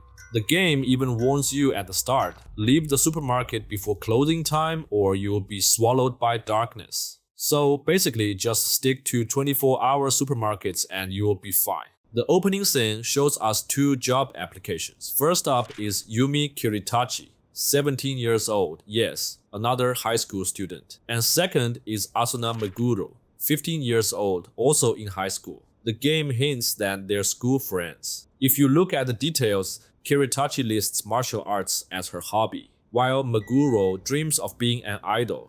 They both receive acceptance letters, and the game officially begins. Day 1, from now on, we will call them the name shown on their employee badge. We see Kiri pushing a cart from the right side of the supermarket. The shelves are full of, honestly, some pretty suspicious products. Definitely not my shopping list unless I want to be cursed. The place is lively, with customers everywhere. As Kiri passes a mirror, she suddenly hears someone call her name. Turns out it's Meg, her new coworker and old friend.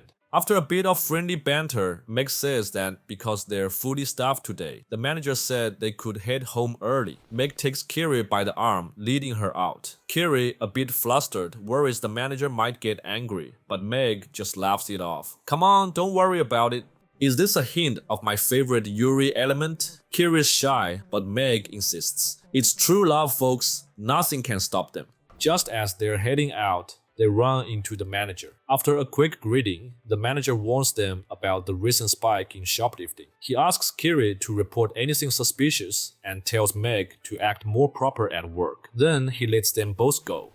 In the locker room, there are some interesting details on the walls. There's a dress code notice with Kiri's photo and the words "Learn from Kiri" and "Tie your hair back." But underneath, someone scribbled "Y." Maybe Meg herself, since she's the only one with a ponytail, not tied up in the back like Kiri. There's also a missing person poster. Another staff member, perhaps. So is Meg's cheerful affection just an act? Does she hide some resentment to Kiri? Kiri wonders if shoplifting really has increased. Meg, with a suddenly dark expression, says she's seeing something else. She claims she saw blue hands reaching out from the mirrors, grabbing products. Maybe they're the real cause of all the thefts. And right on cue, a pair of blue hands suddenly reach out of the mirror behind Kiri, only to disappear as quickly as they came. Kiri is understandably skeptical. Meg sighs, "Of course you don't believe me," but then leans in close to Kiri. "Honestly, I thought they were going to kiss for a second.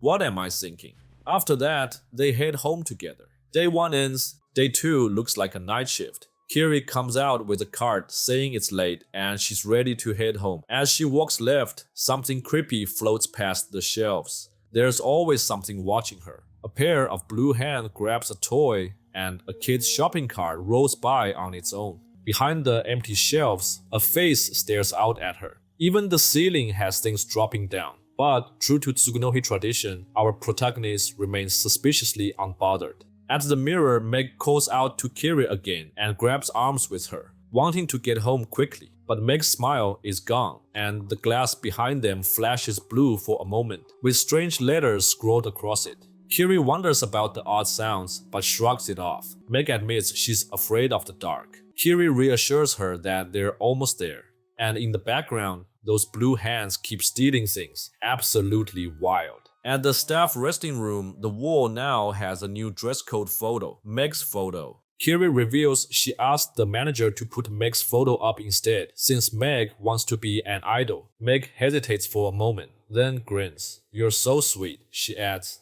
"How can I ever repay you?" Kiri is surprised, but before she can reply, the lights flicker. Meg keeps holding Kiri's arm, but in the mirror, a blue shadow flashes by. Finally, they spot the manager ahead. He thanks Kiri for staying late and asks, "By the way, do you know why Meg hasn't been coming to work?" Suddenly, a flash of blue. Meg, clinging to Kiri's arm, turns entirely blue, looking just like a corpse, blood running from her eyes. Kiri is shocked, but then the manager hands her a missing persons flyer. Meg has been missing for 2 days, and her family is desperately searching for her. Kiri insists that's impossible. Meg is right here, but the whole room is now in a haunting blue, and a horrifying, eyeless, bloody figure stands in the background. Meg now has nails driven through both eyes, grabs Kiri's face, and lets out a piercing scream. Just as suddenly, everything snaps back to normal. The manager asks, "What are you holding?" Kiri realizes she's holding a weird straw doll with a purple string tied around its neck. "What is this? Why am I holding this?" She wonders aloud. The manager suggests they hold onto it for now as lost property. Then we get a quick explanation. Meg has gone missing. Cue a classic Tsugunohi jump scare, and the story moves into its next segment. Kiri's back on the night shift and doing cleaning up this time. She's scrubbing at a glass panel, muttering, "Why won't this go away?" She's desperately trying to remove some kind of stain. If you look closely, you'll see 2 reversed words on the mirror. "Save me." Just then, the manager shows up, apologizing for keeping her so late, and asks if she's managed to clean off the graffiti. Kiri says she can't seem to wipe off these particular letters, no matter what she tries. The manager shrugs, saying it's probably just some kids messing around, but Kiri insists it's like these words are written from inside the mirror. The manager brushed it off until, right before their eyes, a pair of blue hands slowly reaches out from the mirror's edge. Some blue corpse-like figures peek their heads out, staring at them, then vanish. The manager suggests, "If you really can't get it off, just cover it up with some paper." Kiri sighs, agrees, and tapes some paper over the words. As she pushes her card away, Meg's corpse appears in the reflection, eyes still impaled with nails, blood pouring down her face. The mirror is now covered with countless "save me," all reversed. Kiri's starting to worry. These really do seem to be written from inside the mirror. She wonders if it's Meg calling out for help. As she passes another mirror, we can see the missing employee's flyer from inside the mirror, and that missing employee's hollow-eyed ghost stares out at us as well. Suddenly, the ghost crawls straight out of the mirror, collapsing to the floor. Kiri keeps going to the staff resting room, but the ghost follows, growling in her ear as the lights go out. Kiri brings out her phone for light. Now, every word on the walls is written backwards.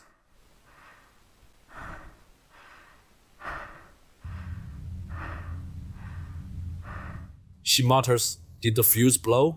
and cautiously moves forward. It's clear by now. She's crossed into a mirror world, a twisted reflection of the real supermarket. A ghostly figure starts trailing her, whispering, "Save me," behind us.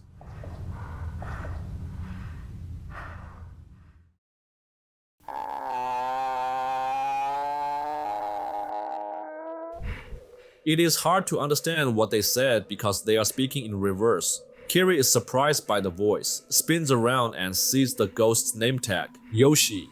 And no, I know what you're all thinking right now, not that Yoshi. Yoshi points ahead with one hand and holds Meg's name tag in the other. Over there, Kiri is surprised by Meg's name tag. Wonder if she is over there. Yoshi then delivers a cryptic message. You are her replacement. If you flipped the video, you'd see clearly what she said. Kiri, having not quite understood because of the reverse speaking, wonders if Yoshi was a foreigner since the words didn't make sense.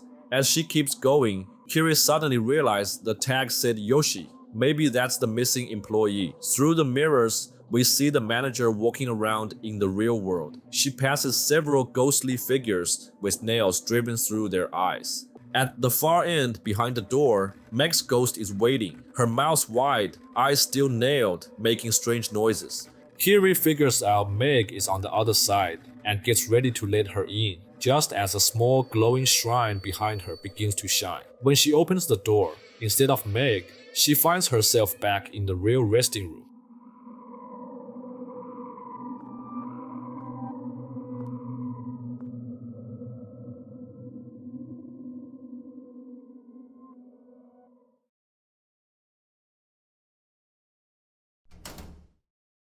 That shrine must have saved her, pulling her out of the mirror world at the last second. Now, back in reality, she sees both Meg's and Yoshi's missing person flyers. Suddenly, blue hands open Meg's locker. Kiri, curious, checks it out. There's a mirror on the whiteboard with a hollow-eyed ghost staring back. As she moves closer, two flyers drop to the floor. A blue hand snatches them up and the mirror vanishes. At Meg's locker, Kiri calls her name but gets no response. She finds a straw doll with a blue string, along with the word replacement scribbled inside. Somehow, Kiri instantly understands what it says. I stared for ages and still couldn't read it. Then Kiri recalls Yoshi's warning. She wonders if Meg wanted to give her the doll. Suddenly, Meg's ghost lunges out of the locker's mirror, grabs Kiri's face, and whispers her name. Day ends.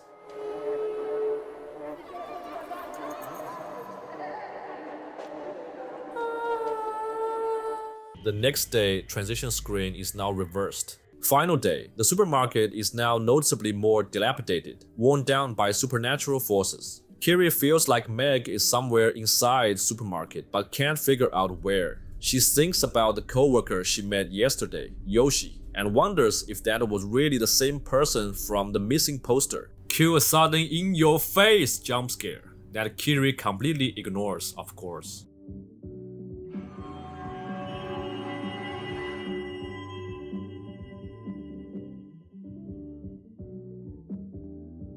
Kiri is puzzled why Yoshi was holding Meg's name tag, so she resolves to find Yoshi and get some answers. We see the ghostly, nail-eyed figures from the mirror world appears. Suddenly, the lights flicker out, one by one after a jump scare, and the store plunges into darkness.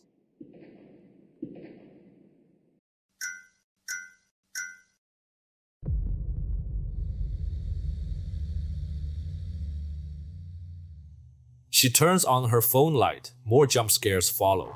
Probably just a blown fuse. She mutters, A male customer asks what's going on. Kiri promises to check it out. As she moves, one by one, the other customers vanish. No.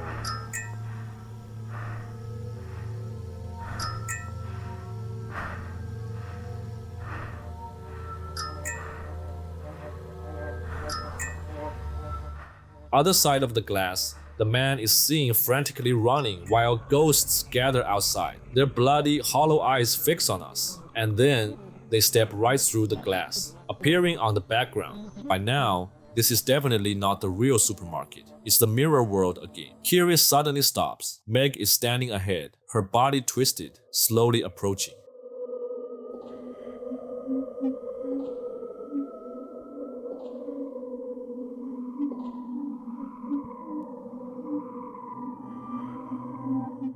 I've been looking everywhere for you, Kiri says, but Meg remains silent, simply pointing forward. You want to go to the resting room? Still no answer. The walls are now papered with missing persons flyers, collected by those blue hands probably. Kiri asks where Meg has been.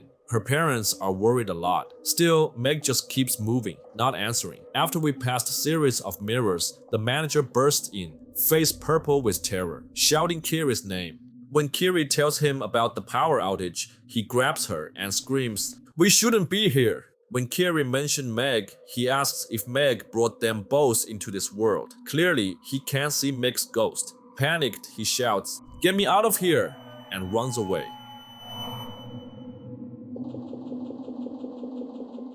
With everything falling apart and strange, Kiri still calmly says, "I just need to turn the lights back on." Is she too scared or just feel whatever? She sees more trapped souls. Then suddenly, Meg takes off at surprising speed, leaving Kiri in the dust. With Kiri's walking speed, even a turtle could outpace her. But okay. They reach the door in the end. Kiri passes the shining shrine, her last hope, then faces the final door, Meg on the other side, calling Kiri's full name. Kiri, still worried for Meg, asks if Meg wants to give the straw doll to her and tries to talk more. With friend like Kiri, Meg somehow still wants to fuck her up. She is by definition the worst possible friend you could ever get. Desperate to talk with Meg, Kiri opens the door. In that moment, Kiri and Meg pass each other, each entering the other's dimension, symbolized by two straw dolls swapping places. Meg returns to the real world. The glowing shrine collapses. No more rescue for Kiri. And Meg, still with nails in her eyes, finally realizes she can speak again.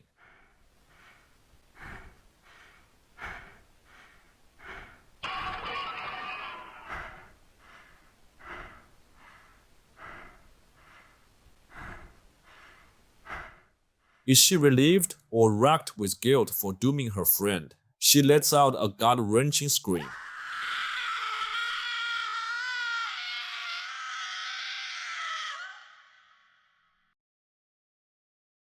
Meanwhile, in the blue, shadowy mirror world, Kiri searches for Meg, oblivious to the fact that they've switched places. One final up-close jump scare slams the screen, ending the day. And seriously, Meg, what a fucked up friend. The hexed day. Hexed is for sure. We see Kiri is now got a nail through one of her eyes. She can barely see. When she tries to turn on her phone's flashlight, she screams and drops it. She's suddenly terrified of light. But despite her panic, she steadies herself and says she has to find a way out. So, we're feeling our way through the dark now. On a whiteboard, there's a message from the manager describing a blue old woman and corpses with nails in their eyes. He calls this place the Cursed Night, which is exactly what we're experiencing. Looks like the manager has gone through all of this before and wrote down his warnings. Suddenly, it all makes sense why he was so panicked earlier and why he said things like, "We don't belong in this place." All around, there are shadowy figures, corpses, skeletons. Definitely not the vibe of a normal supermarket. Pushing forward, Kiri reaches a door that looks like the resting room. The manager is inside, hunched over, blood dripping from his face. Hearing Kiri's voice, he asks if it's her. He can't really see anymore. Suddenly, the manager looks up. His eyes have been gouged out, just like all the other ghosts. But he's still barely alive. Kiri says one of her own eye was pierced as well, and tells the manager to stay put while she looks for a first aid kit. But the manager can't help himself. He begs to go with her. Leaning on Kiri, the two stumble forward together. Bodies are everywhere, foreground, background. The manager explains, this is where all the missing people end up. This place looks like the supermarket, but there's no exit.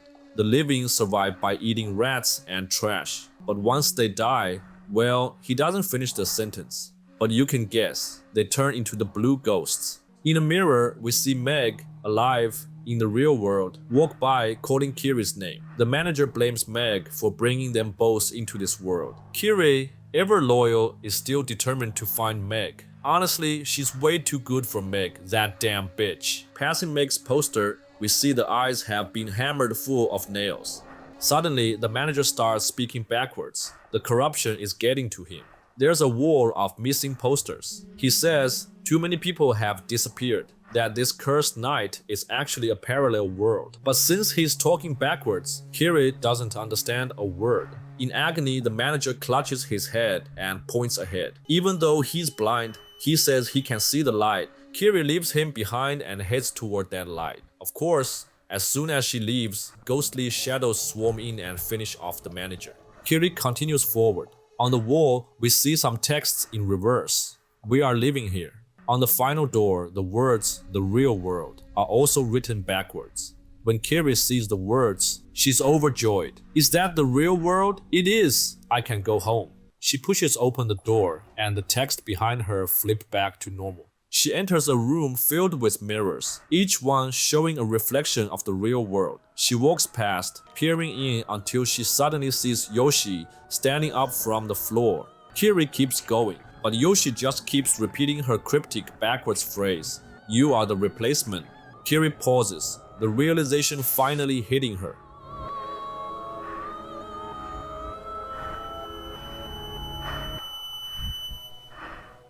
She shouts, "Wait," and asks, "Whose replacement? Who did I replace?" Yoshi answers, "Meg's replacement." With that, Yoshi's body turns a creepy blue and slowly fades away.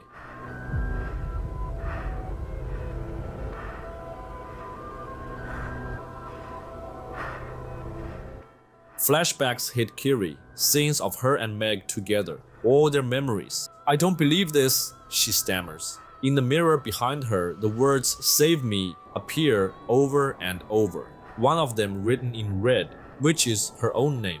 On the other side of the glass, Meg is standing, quietly whispering, "I'm sorry." We see bittersweet memories of them together, moments of real warmth.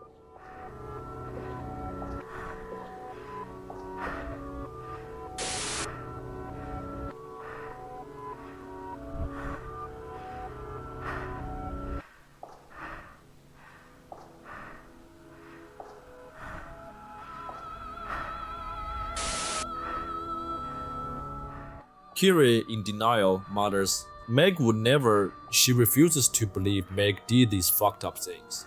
She keeps going and reaches a wall full of straw dolls, surrounded by missing person flyers and 6 mirrors. She stops, realizing it's a dead end. "I can only see reflection of the real world from here," she says. "I don't think I can survive in this disgusting, painful world." Suddenly, a line of backwards text appears. "Remain in the cursed night, and there will be endless darkness." Then, ghosts of the missing people emerge and quietly close in on Kiri. Another line, "Return to the real world and there will still be endless darkness." The ghosts grab Kiri's face. A third line, "Curse the real world within your darkness." The ghosts hammer nails into Kiri's eyes. She screams, "No!" but it's too late. Her agonizing cries echo as the story comes to an end.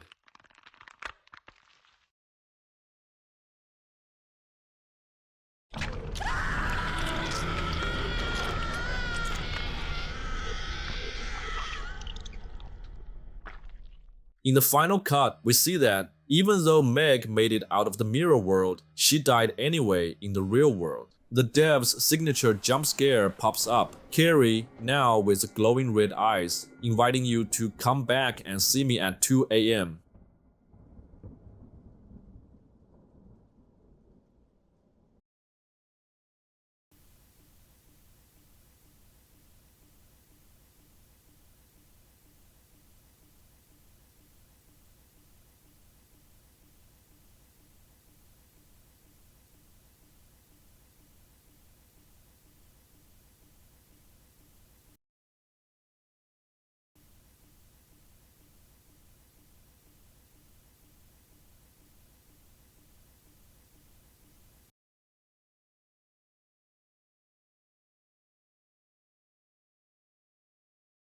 The hidden ending. That's right. There's a secret you can only access at 2 a.m. Pro tip. You don't actually have to wait until 2 a.m. Just change the time on your PC or whatever you play until 1:59 a.m. Load the game and wait for the in-game clock to tick to 2 a.m. In this segment, Kiri gives you lore and backstories for all the lost souls in the Cursed Night world. But my dear god, every single line of dialogue is mirrored reversed, so it's a headache to read.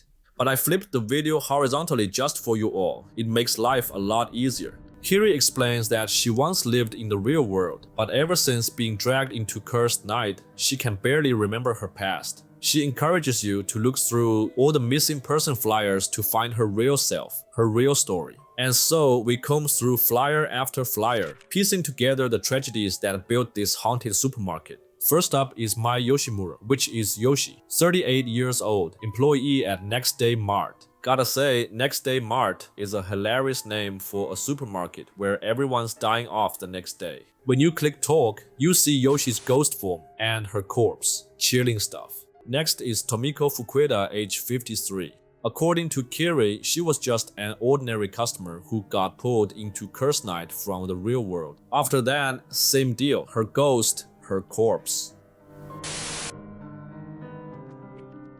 After that is Chiemi Jogasaki, 20 years old, disappeared while shopping with her mom. Kiri calls her such a pretty girl, but wow, her ghost form after death? It's easily the most grotesque and disgusting in the whole game. Then we get to Tsuru Ubumi, age 94. Now that's a rare age for missing person flyers. She disappeared way back in 2014. Her flyer notes she had cataracts and was wandering a lot. Kiri tells us she was actually the very first person ever dragged into Curse Night. And yes, you see her ghost and her well-preserved remains. Now, a change of pace. Instead of missing person flyers, we get shoplifter warnings. First up, a grandpa, about 70 years old. The flyer says her, but this is Japan, not America. There is no DEI in Japan, so that's probably a typo. He steals half-price prepared food around sunset. Side note, in Japanese supermarkets, prepared foods go half off around 7 p.m. Get in before the ghosts do. You see his spirit and corpse too. Actually, the shoplifter's ghosts show up throughout the whole game.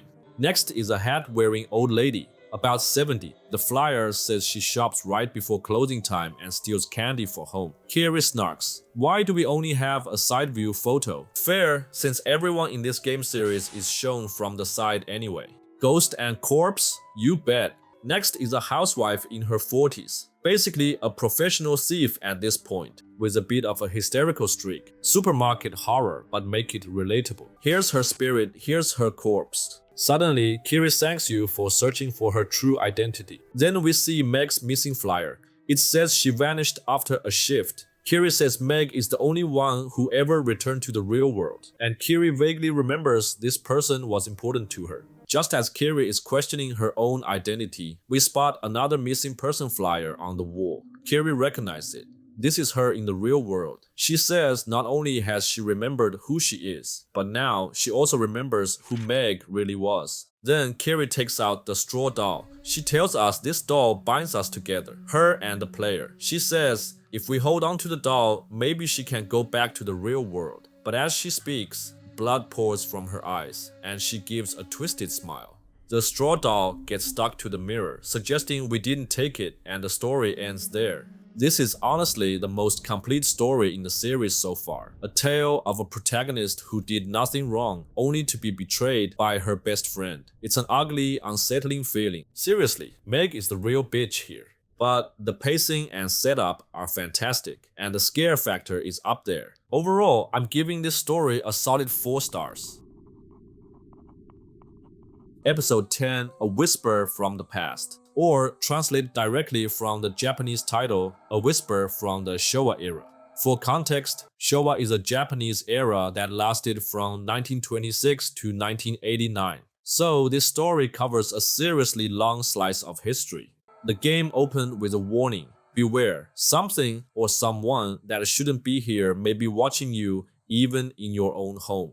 Tutorial Prologue. We see our protagonist on a bus heading out of the city. When she steps off, she arrives in what looks like rural Japan. As she gets off, she says, Finally, I'm here. On the wall behind her, there's a poster for the ghost train from the twin sisters story, a little Tsugunohi universe Easter egg. She explains she'll be staying with her grandma for a while because her mom's away on a business trip. On the wall of a little local shop, there's a poster that says Reiwa, name of Japan's current era. So yes, this story is set in modern times. But the protagonist is not happy about this trip. To her, grandma's house is ancient. Which honestly is how any kid would feel if you send them to a place with no Wi-Fi. Total nightmare. Passing a small roadside shrine, there's a creepy flash. A human face pops up in the background. Grandma's house is right next to the shrine. After a brief, slightly awkward greeting, our main character steps inside. It's a classic old Japanese house. Yeah, not shiny new, but honestly not that decrepit either. Probably it feels ancient to a kid with smartphone addiction. As she heads in, you can spot someone, maybe watching from outside. Inside more, Grandma waits by the staircase with an old-fashioned landline phone sitting on the side table. Grandma comments, "You've grown so much since I last saw you." So clearly, it's been years since our first visit. We also learn Grandpa passed away when our protagonist was young. As we pass his memorial room, the door slams shut by itself. For a split second, there's someone or something sitting inside. Grandma, on the other hand, is complaining her daughter somehow. She grumbles that the only time her daughter calls is to ask for help. We catch a glimpse of someone watching us from another room. From her complaints, we piece together that our protagonist's father is out of the picture, either passed away or divorced. Finally, we reach the dining room and see a girl in an old-style school uniform sitting at the table. The uniform screams Showa era. Our protagonist wonders who this girl is, but doesn't say anything. Day 1 ends. Transition screen, a color TV. These transition scenes are crucial in this story, so pay attention. They hint at the shifting time periods. Day 2. The protagonist is at the bus stop, calling her mom on an old flip phone.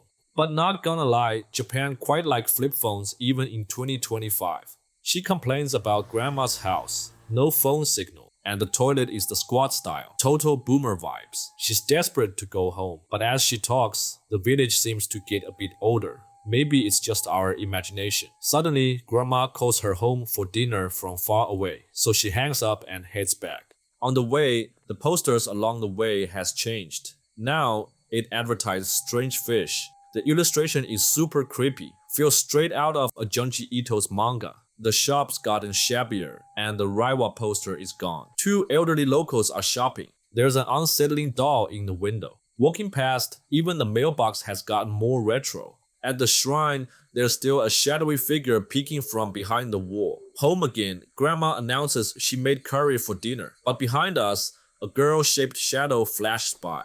Inside, on the stairs, that mysterious girl in the old school uniform is just standing there. The protagonist, still not sure who she is, politely invites her to dinner anyway, but gets no response. Now, the phone by the stairs looks even older too. Suddenly, the strange girl's head turns at an unnatural angle. As we pass Grandpa's memorial room, the door swings open and a man who looks like Grandpa greets us. Welcome home. The protagonist wonders maybe Grandpa isn't actually dead and just keeps walking. Behind her, both Grandpa and the weird schoolgirl follow her all the way to the dining room. At the table, Grandma, head down, just mumbles, "Let's eat dinner." It's weird, but the protagonist says nothing. End of day 2. Transition screen. Now, the TV is even older, though still has color. Each day, time seems to move further into the past. Day 3. This time, there's a phone booth at the bus stop. Not even a cell phone this time. The protagonist calls her mom to say, "Grandpa's still alive." Her mom, clearly shaken, tells her not to joke about that. Meanwhile, you can spot Grandpa's ghostly shape in the background. Once again, Grandma's voice calls out, summoning her for dinner. The town feels even more retro. The shop now advertises color TV as if it's brand new tech. The mannequin in the window has changed. It's newer, oddly enough. The shrine looks the same, but Grandma's house is way older. There's even a hand pump for water outside and kimono drying on a line. Grandma's menu hasn't changed. Curry again. The protagonist's a bit over it, but heads in anyway. At the door, the strange girl finally speaks. "Can you see me?" The protagonist finds her creepy and doesn't answer. The phone by the stairs is now ancient. Then a barrage of jump scares. 私のこと見えてるんでしょう。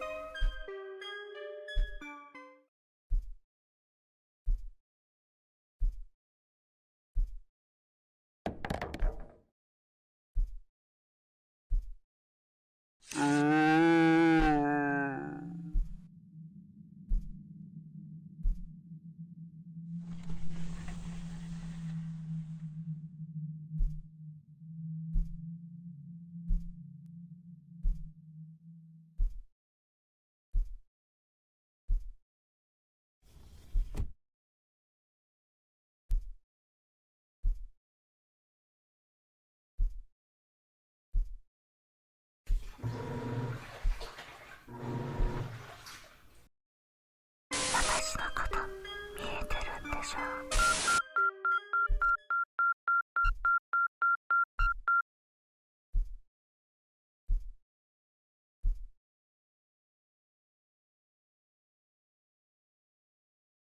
私のこと Grandpa and the schoolgirl both show up, faces twisted as you walk to the dining room. Grandma's there, hunched over, even older and frailer, her face down. She mutters, "Let's eat." This time, the curry pot is wide open, and that mysterious girl actually crawls out of it. End of day 3. The next day, this time the next day transition isn't a color TV anymore. It's now black and white, hinting that we've gone even further back in time. The protagonist is using a much older phone booth, desperately calling her mom. She begs her to come and pick her up, insisting she's not lying about Grandpa being alive, and that she's also seen a girl about her age wandering around. Strangely, her mom almost sounds like she knows something, warning her that girl shouldn't be there. Just as her mom says this, the creepy girl appears right behind our protagonist, whispering, "It's time for dinner." The protagonist seems to hear something, but when she turns, both the girl and Grandpa are suddenly standing inside the phone booth with her. The second she hangs up, they vanish. We notice a middle school poster on the wall. The town feels even older now. Inside the shop, every TV is black and white, and honestly, it feels like the entire store has lost its color. Passing the shrine, the strange girl's head pops up from inside, watching us. When we reach Grandma's, there's now a cave right next to the house. Inside, Grandma keeps her head down. "I made your favorite curry again." Our protagonist is clearly weirded out. It's curry night every night. She wonders if it's just because her mom always loved curry too. At the house entrance, something odd is lying by the door. The clock in the hallway spins backwards, as if time itself is running in reverse. On the stairs, Grandma stops and says, "Come with mommy." The protagonist is thrown off. Why would Grandma call her that? Is she confusing her with her mom? Grandma begins talking about how her daughter, the protagonist's mom, could always see things other people couldn't. And because Grandma never believed her, their relationship was strained. While they talk, it's a jump scare festival. Grandpa and the strange girl keep appearing, their faces flashing up in the background, as if they're fighting for our attention like our secret love. Grandma confesses, after her daughter found a job, she left them both behind, and Grandma hopes she can be forgiven. Our protagonist is left wondering what it really means to see things other people can't see. 私のこと見えてるんでしょう。 At the dining table, Grandma suddenly looks up, her eyes lifeless. The strange girl and Grandpa are right behind her, watching silently. "Sit down and eat," Grandma commands. Our protagonist nervously agrees. End of the day. The next day. Now even the transition screen isn't a TV anymore, just the oldest, grainiest black and white movie screen, flickering like a silent film. We are deep, deep in the past now. Our protagonist is back in the decaying phone booth, calling her mom in desperation. "Mom, you have to come get me. There are no buses and I can't see anyone else out here." But her mom replies, "I came by Grandma's house yesterday." But that house isn't there anymore. The protagonist, shocked, starts to question, "What do you mean it's not there?" Suddenly, the creepy girl flickers into view and the phone booth vanishes. Our protagonist stands there, dazed, seemingly forgetting why she's even there. Calmly, she begins the walk back to Grandma's house. The street is now almost entirely wooden buildings, everything decaying. Even the flies in the air are frozen in place. as if time itself has stopped. Grandpa's jump scares now happen right on the street. Reaching the old shop, the sign now reads, "Food Ration Station." And the Japanese flags are everywhere. A calendar shows the date, August 14th, 1945. In Japan, this is the day before Emperor Hirohito announced Japan's surrender in World War II. In Japan, it is generally believed that Japan's defeat in World War II was on August 15th, not the signing date of the surrender document, as is generally believed in other countries. So we've gone back to the very end of the war. The clock is still spinning backwards. If there's another tomorrow, we'll be even further in the past. By the shrine, the strange girl's head appears again, trying to talk to our protagonist, who now seems almost hypnotized, unfazed by anything around her. At Grandma's house, there's even an air-raid shelter out front, a chilling reminder that the war touched this place too. Like the cursed supermarket story, the people here start speaking in garbled, inhuman words, nonsense the living can't understand. Grandma, stone-faced, says, "We got our rations today, let's eat." The strange girl follows, but also appears in the background, asking, "You can see me, can't you?" But our protagonist is unresponsive. Inside, the house is barely standing. Our protagonist seems hearing Grandma's laugh.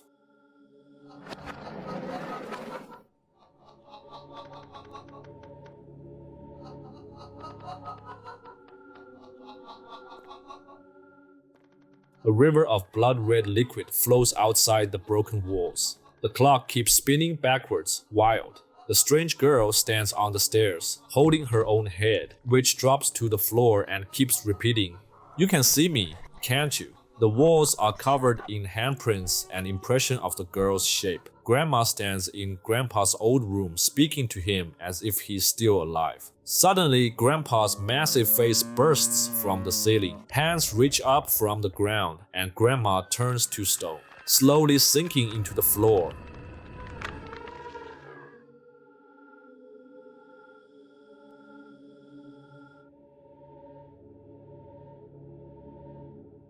A grotesque fusion of Grandpa and Grandma appears, stone statues merging together before suddenly rushing past in a burst of speed.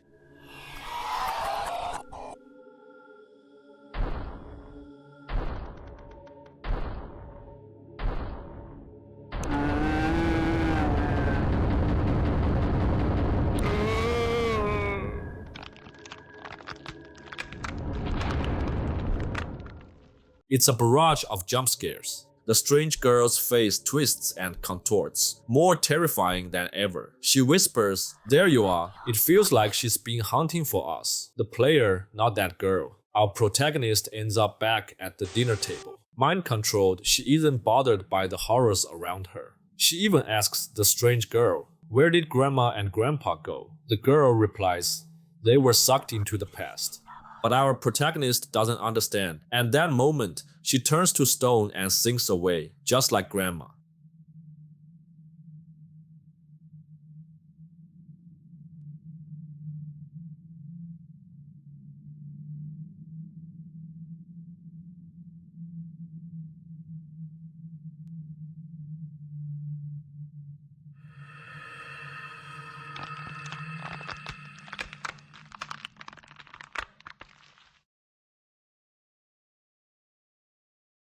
The strange girl, as if searching for a new victim, slowly turns and begins walking toward us. End of the story. 見えてるんでしょ私のこと見えてるんでしょ私のこと私のこと私のこと私のこと見えてるんでしょ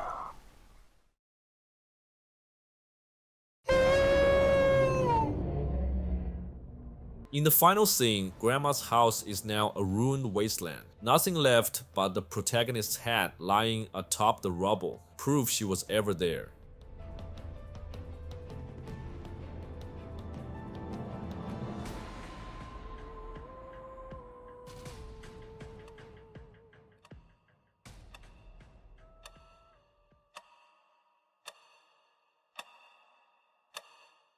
The creator's jump scare, the twisted face of the strange girl, and the full screen.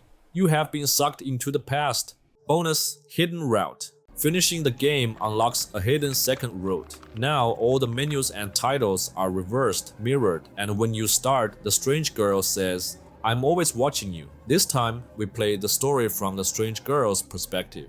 She really is watching us, the player, through the TV, all the way back through time, from modern flat screens to the earliest silent movie projectors. Everything we experienced as the protagonist is now shown as a kind of movie for the strange girl. But unlike an ordinary audience, she's not just a spectator. She's actually manipulating the story in it. This explains the recurring question. You can see me, can't you? Normally, she's only a viewer, but because the protagonist inherited her mother's ability to see what others can't, she can actually see this strange ghostly girl. So, while the basic events are the same, the hidden route finally reveals why the protagonist had this experience, and why that strange girl was so puzzled with being seen.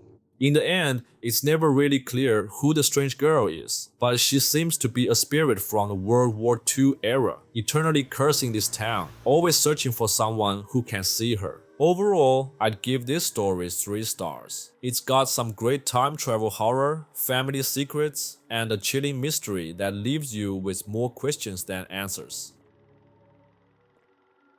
Next is our last story, which is also the longest one of all the stories, and the most difficult to explain in English because it involves a lot of Japanese kanji. This is the story of the latest release in 2025, The Chamber of Phantom Name. The game's warning section reads, "The world you see may not be reality." The game opens with a close-up of a nameplate. It reads Akembara, but immediately something's off. The English spelling is Akembara, but the correct romaji for the kanji should be Akembara. Is this a simple mistake or a subtle clue? After all, this story is literally called Phantom Name. Maybe it's a hint. Next, we meet our protagonist. She's checking out a real estate flyer. The rent is 44,400 yen a month. If you know anything about Japanese or Chinese superstition, you'll spot the red flag. 444 is pronounced like des in both languages. Not a great omen for a new apartment. The room is just 220 square feet, a tiny but classic Japanese home. The real estate agent's name is Kento Fujiki, a Japanese male. Now, our protagonist's parents arrive with her at the apartment. Dad is thrilled. Mom reminds her, "You're going to be living alone here, so make sure you really like the place." And for the first time in Tsugunohi, we actually control our protagonist from left to right. Entering the house, we meet the agent, who introduces our main character by name, Kana Sakuragi. After a quick intro, Kana follows the agent inside. He shows off the traditional Japanese cafe-style renovation, reflects the hostess's taste. There's an old cabinet by the door. Kana asks about it, and he explains it's a remaining property, left by the previous resident, still in good condition. Kana, if I sign the contract, can I use it? Agent, of course! In Japan, starting life on your own is expensive, so leftover furniture is a bonus. Next, Kana tries 2 wall switches. The agent explains, one's for the toilet, the other's for the bath. Kana thinks it's super cute. Another touch of cafe style. Keep moving. They flip a 3rd switch, lighting up a row of ambient lamps. As the lights turn on, a pillar in the foreground wobbles ever so slightly. Suddenly, Kana's dad calls for her. Kana replies and walks towards her dad. As Kana passes a wardrobe, there's a tiny Japanese paper doll inside, gently rocking back and forth. Finally, she finds her dad by the window. He points out the view, a beautiful cherry blossom tree in full bloom. Dad says, "If you put your futon here, you can sleep while looking at the cherry blossoms." The agent pops back in, saying the bed frame is ready and they just need to move the mattress. Kana tells her dad she's decided. This is the place for her. Dad said, "If you're happy, I'm happy." A moment later, they leave the room. Kana's mom greets them outside, saying the landlord wants to meet Kana. A woman approaches. Yellow jacket, glasses, ponytail.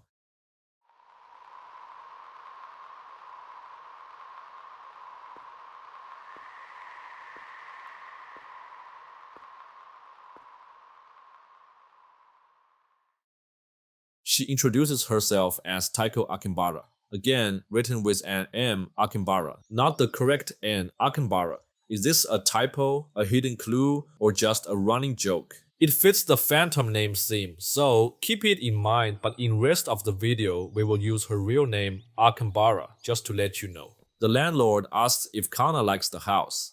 Kana says yes, she loves it, and she decides to moving in. Dad says, Akambara is such a rare surname. Akambara nods. It is. The first kanji is almost a phantom character. So be careful not to write it wrong. Kana's a little lost. What's a phantom character? Akambara picks up the real estate flyer and points out her name. The first character, Aken, is a mountain over a woman. It is like this. There's a very similar character, mountain over woman with an extra stroke. But that version doesn't exist in official kanji lists. It's a phantom character, something that appears in print but has no official record. Kana's surprised. So phantom characters are real? Heard Kana's surprise, Akambara says, when writing this address, it's really easy to make a mistake, so be careful. Kana promises she'll be extra careful, but Akambara thinks to herself, yes, you must not ever make a mistake.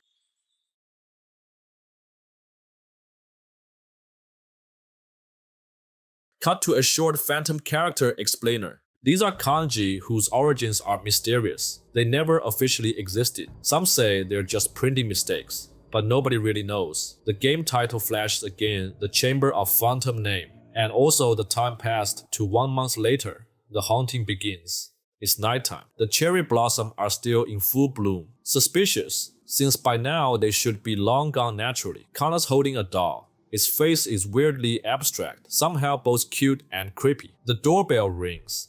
Kana wonders who could be visiting at this hour. This time, we control Kana right to left. The house is now completely hers, decorated in a girly style, clothes hanging in the wardrobe, cozy vibes. As she heads for the door, she sets the doll on the entryway cabinet. On its chest is the phantom character. Side note, this kanji came from a 1923 printing glitch in the Tokyo Asahi newspaper. Because of the technical limitation, a character was misprinted, creating a new, non-existent kanji, a real-world phantom character. Kana strokes the doll's head. Its facial expression changes. Quite interesting. The doll's name is Yumikaka, which is basically the phonetic breakdown of this kanji, a character with no official reading. Kana calls out, "Who's there?" and opens the door. Taiko Akambara, the landlord, is outside with an oddly forced smile. She apologizes for the late hour and asks Kana to fill out a circulation notice. Here we can see something odd. The nameplate by the door. The first kanji of Akambara has been edited in red, turning it into this phantom character. Akambara says, "Remember what I told you about writing this address?" Kana, "Yes. You said never to use the phantom character, so I always write it in hiragana, not kanji." Akambara looks relieved. "Good, but really, be careful. Never use the phantom character." Kana fills out the form. But as she writes, she notices Taiko's own name is written wrong with the phantom character. Kana wonders, wait, isn't that a phantom character? But she shrugs it off and hands back the form. Akambara says goodnight and leaves. As soon as Kana closes the door, she feels uneasy. She warned me not to use the phantom character, but she wrote it herself. Suddenly, we can see the tiny paper doll from earlier is swaying on the entryway cabinet. Kana mutters, something's not right. She goes back to bed, trying to sleep. On the bed, she thought to herself, this house is actually quite scary at night. Maybe it's because it's too old and looks a bit creepy. I really should come and check out this house at night. It seems that Kana is a little regretful now. Just as she's about to doze off, she hears a cat meowing.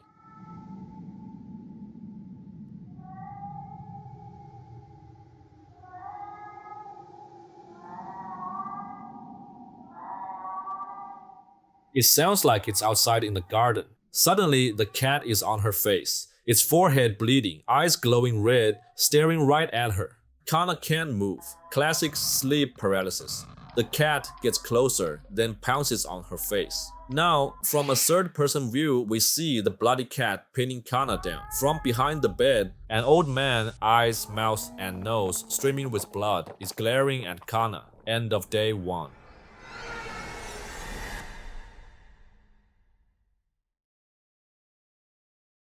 The next day, Kana is sleeping, and suddenly she starts to dream. In her dream, her mom and dad are calling her name. They say, "Why did you leave home?" Kana is really surprised. Then either her mom or her dad continues, "Yes, Kana, why did you leave us? What were you thinking?" Kana replies in confusion, "What? You guys were the ones who supported me living alone." But her parents coldly say, "You really are a cold-blooded child." At that moment, a structure like a door or window appears behind them. In the dream, her parents go on, "Even if we die, Kana, you wouldn't even notice." As soon as they finish saying, the window suddenly opens, and after saying goodbye to her, her parents disappear.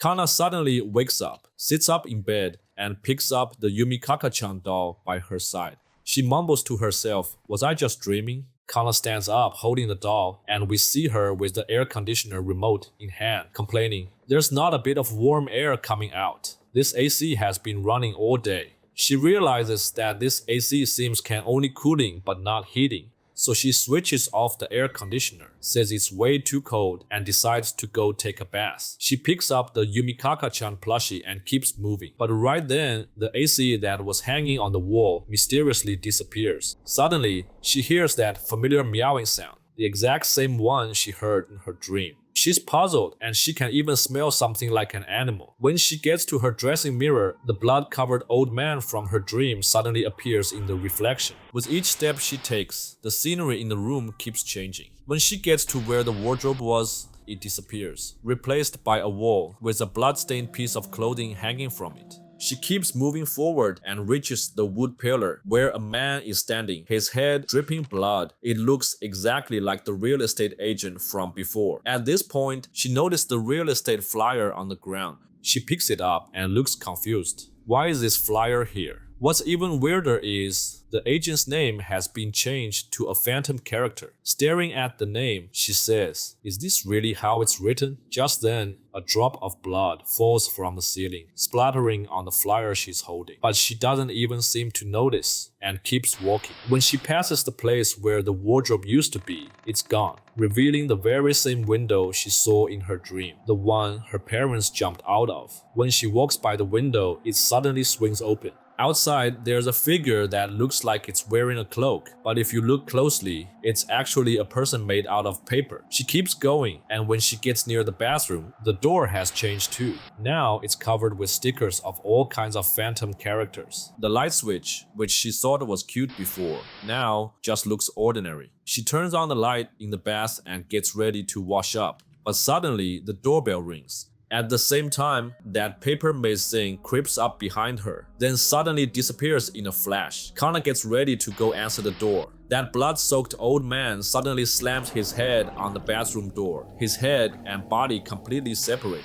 When she gets to the entrance, on that old wooden cabinet, now there's a paper doll pinned to it, with a phantom character written right in the middle. This character looks kind of like this kanji, which means sin, but it's not exactly the same. While Kana is staring at this character, trying to figure out how to read it, the doorbell rings again. She puts Yumikaka-chan back on the cabinet and heads toward the door. Immediately, the entrance transforms. It turns dark with blood everywhere. At the door, it looks like the familiar Taiko Akenbara has shown up again. Kana asks, "You're back again?" Akenbara quietly says, "I want to talk to you about something." Kana hesitates a bit, but then slowly opens the door.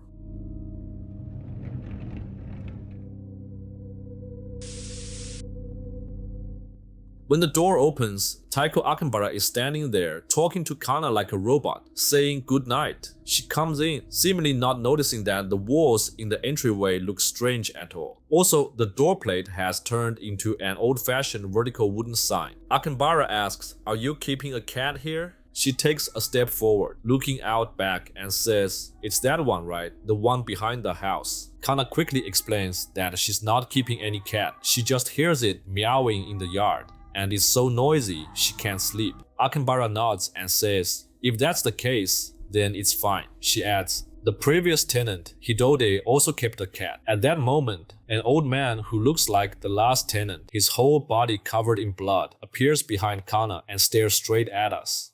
Akenbara continues, "I'm taking care of it. If there's another cat, that'll be a real problem." After saying this, she turns to leave. reminding Kana, if you're not keeping a pet, it's fine. Pets are not allowed, so just be careful. The moment the door closes, we see two people behind Kana. One is the previous tenant, the other is the real estate agent. Their faces are covered by phantom characters, so you can't see what they look like. Kana thinks back to what Akambara just said, take care of it.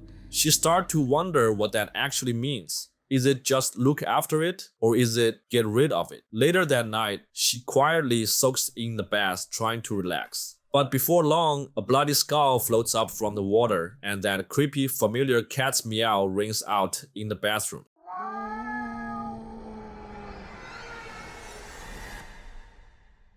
Suddenly, the entire place fills with corpses and blood, turning the bath into a living hell. Moving on to the next day, during the next day transition screen, you will see that the house's floor plan is changing. The original 220 square feet is now split into two sections, which hints that the space itself might be starting to warp. On this day, Kana is sleeping again. In her dream, she sees her parents again. She says excitedly, "I'm so happy, you're both alive." Her father says, "We're here to pick you up today." And at the same time, that familiar window behind them opens once again. Kana is a bit surprised. And this time, her mother says, "Let's all sleep forever together, the three of us, right in front of this Buddhist altar." Kana is deeply confused, and you can feel the tension rising. She tries to calm herself down, closes her eyes, and when she opens them, she finds her parents standing right there in her room, looking like corpses, covered in blood and staring at her. The faces are pale, their eyes are lifeless, and they slowly get closer and closer.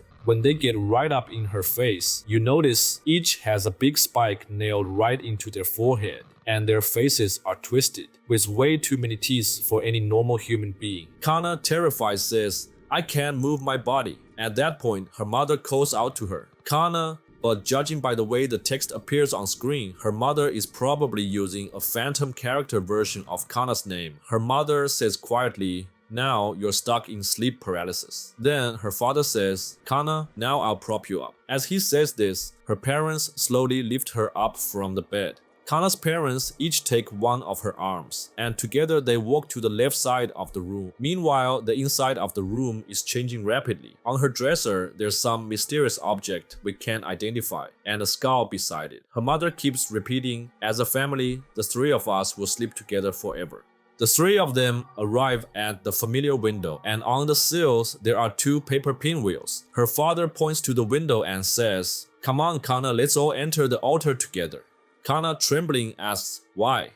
Her mother, with a creepy look, asks in return, "Why?" "Because souls sleep most peacefully in a Buddhist altar. Isn't that right?" Her father points at the window, his face now even bloodier, and her mother's jaw split open, blood dripping everywhere. She can't even say Kana's name clearly anymore. Kana is pushed to the edge, and just when she's about to resist, the Yumikaka-chan in her arms suddenly glows. A bright light fills the room.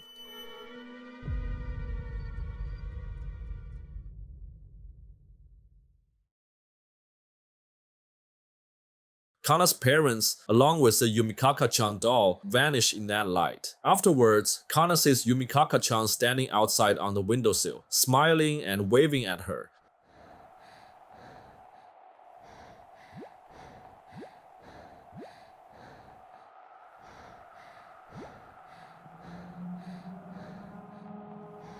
But right after that, a couple of origami-looking shadow figures approach from both sides and slam the window shut. That's when Kana realizes her doll just saved her life. She continues forward and finds the entire room filled with origami. She heads to the entrance, where she sees an origami girl sitting there holding a paper crane and looking up at Kana, quietly asking, "Are you okay?" Kana looks at the origami girl in surprise and says, "You can actually talk." She slowly approaches, squats down, and almost pleading, asking for help. Origami girl calmly looks at Kana and says, "Actually, you are in a dream right now." Kana is confused and a little uneasy. The origami girl gently releases the paper crane in her hands and says, "You've actually been dreaming in bed for a long time. Your body hasn't moved at all." At that moment, several paper cranes fly past, making the whole scene feel surreal. Origami girl continues, "You've been trapped in the curse of sleep paralysis." Sleep paralysis? Kana blurts out, totally shocked. But I thought I was awake. I wake up and go to sleep in this room every day. The origami girl just gazes at her and slowly replies, "There is a way for you to wake up." Right then, the game screen suddenly displays a row of control keys. And at the very bottom, there's a new prompt. Press R key to reset. Suddenly, the game cuts back to origami girl's face, and a crack appears, with blood slowly dripping from it. For a second, she doesn't even look like paper. She looks eerily real. She says again, "You already know how to do it." The screen flashes the prompt again. Press R key to reset, and more words appear. You'll wake up from the dream. Go on, don't be afraid. If you don't press R here, the game just gets stuck. You can't move forward. So you have no choice but to press R. The moment you press R, the word return pops up in the center of the screen, and all the scenes you just experienced start to rewind at lightning speed. Finally, Kana wakes up in bed, gasping for air, looking totally lost. She says to herself, "Was that all just a dream?" She sits up, still in shock, and suddenly realizes her Yumikaka-chan doll is missing. She frowns and mutters, "What is Yumikaka-chan anyway? Did I ever have that doll?" She tries hard to remember, but it's like there's nothing there. It feels like the doll only ever existed in her dream. Kana mumbles to herself, "Was that doll really just something from my dream?" Then suddenly, she says she still gets work to do. The scene shows her room, totally neat and tidy, just like when she first moved in. No blood, no weird origami, nothing out of place. She puts on her work uniform, walks to the entrance, and spots some cherry blossom branches on the entryway. She sighs and says when she comes home tonight, she'll pick up a few branches from under the tree. Then she puts on her shoes and heads out. A long day passes, and when Kana finally gets home, it's already dark. She looks a bit out of breath, but hurries to the window. Standing there, she wonders why. She opens the window and looks out. Sure enough, the cherry blossoms are all gone. It's only then that she really realizes, how long was I asleep for? Her eyes go wide as she realizes that, judging by the change of seasons, she's probably been asleep for over a month. After all, it takes about a month for cherry blossoms to bloom and then fall. She whispers, "I should change my clothes first." She takes off her uniform, goes back to her room, and sits on the bed, trying to piece together the long dream she had. "I feel like I saw something really important in my dream. Images of phantom characters, origami girl, and the Yumikaka-chan that saved her flash through her mind." Suddenly, Kana's attention is drawn back to that mysterious phantom character, the symbol that looks a bit like the kanji for guilt, but isn't. She realizes it's actually made from the sun and not a weird mutation of a real character. Kana thinks, what is this symbol anyway? She opens her pad and starts googling, searching for characters made with sun and not. Sure enough, she finds there's no official reading, no origin, no nothing. It's a classic phantom character. Curious, Kana goes deeper into the world of phantom characters. Online, people say these ghost kanji might have come from printing errors, scribal mistakes, or just bad handwriting. They don't have official readings or meanings. The page even shows 4 famous phantom characters, all of which she's seeing in her dream. Then, Kana remembers Yumikaka-chan and tries searching for Yumikaka. Just as she guessed, the search results bring up the weird character from her doll. The site says it has no official reading, and Yumikaka is just a made-up way to read it by splitting it into pieces. Kana stares at the screen, lost in thought. One thing she's sure of now, all those phantom characters really did appear in her dream, and they were crystal clear, but she still doesn't get it. What do these phantom characters have to do with her month-long sleep? She mutters, how long was I actually asleep for? A dream that lasted over a month? That sounds more like a curse. Right then, the doorbell rings. She heads to the entryway, passing by her still wet clothes from earlier. At the front door, she hears someone turning the door handle, as if someone's trying to open it from outside. Sure enough, Taiko Akinbara steps inside, but Kana herself isn't in the room. Akinbara looks around, seems to sense something, and heads to the bed. Finding it empty, she glances back at the wet clothes and thinks, Kana, you've already woken up, haven't you?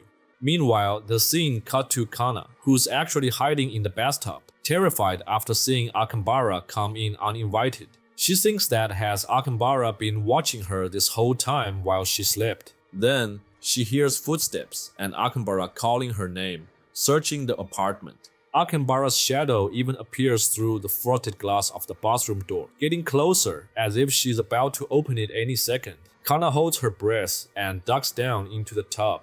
Suddenly, in the surface of the bathtub, her parents' faces appear. A pair of cold hands slam down over her eyes, and the screen goes completely black. And that's the end of the day. In the next day's transition scene, we see an origami figure standing in front of a wooden pillar, and the words "the hexed day" appear. The last day begins with Kana opening her eyes, only to find the ceiling and the entire room completely bathed in red. She hears a dripping sound and wonders to herself, "What's that noise?" Suddenly, her parents appear in front of her. Their faces are covered in blood, their eyes are an eerie blue, and they smile at her with bizarre, twisted expressions as they greet her. "Good morning." Kana jumps up in shock and stands up. Confused, she asks, "Where is this place?" Her parents reply, "You're in a dream. You've come back to that dream again." Kana can't understand, but her parents tell her to look outside. At the window, she sees it's wide open now, revealing a shrine-like alcove and a cherry blossom tree in full bloom. With every step Kana takes, you can hear her feet squelch as if she's walking through thick liquid.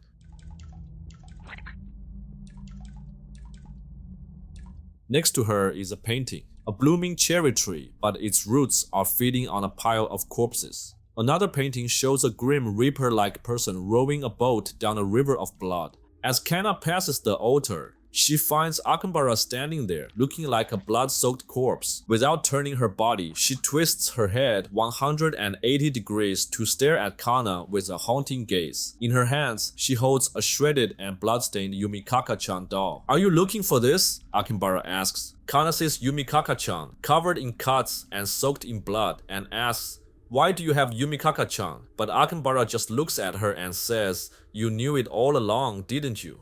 She explains that she had this doll since she was a child and it was meant to protect her from evil spirits. Just as Kana tries to process this, Akambara suddenly throws Yumikaka-chan out the window, which slams shut.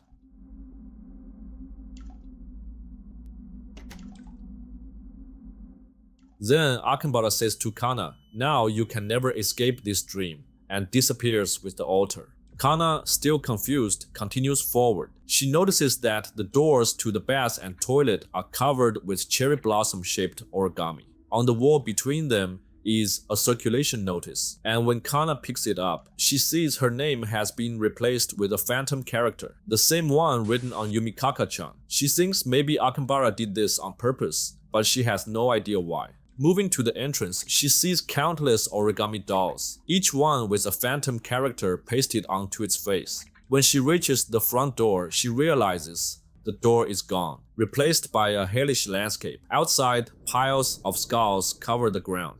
That Grim Reaper look-alike from the painting rows a boat down a river of blood, collecting skulls from the water. Kana stares at the scene and asks, "Is this hell?" She whispers, "Am I still dreaming? If this is a nightmare, please let me wake up." At that moment, the screen flashes a prompt. Press R to wake up from the dream. When you press R, the screen rewinds quickly, just like before. But this time, when Kana opens her eyes, she's still in the same blood-soaked room.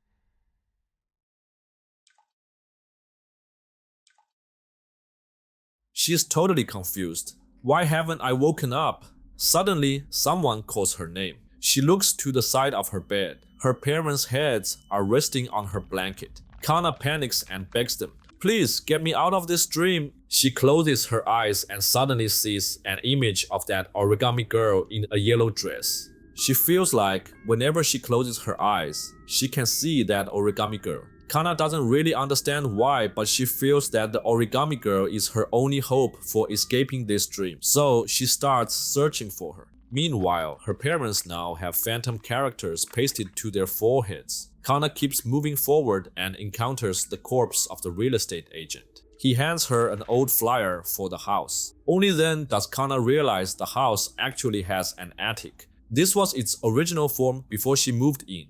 Determined, she heads for the attic. Kana opens the hatch and finds a pillar just like the one she saw in her dream. She's almost certain Origami Girl is up there, so she crawls in. The attic is so cramped she has to move on her stomach, passing by all kinds of phantom characters, each marked with a skull, like memorials for those who died because of each character.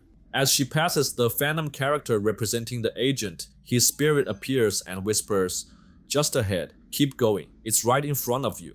Kana continues crawling. When she reaches the characters representing her parents, she hears a familiar voices calling from behind. She turns around and sees Akihabara, her face dripping with blood, staring straight at her. Kana realizes Akihabara wants to catch her and desperately crawls faster, but she's much too slow.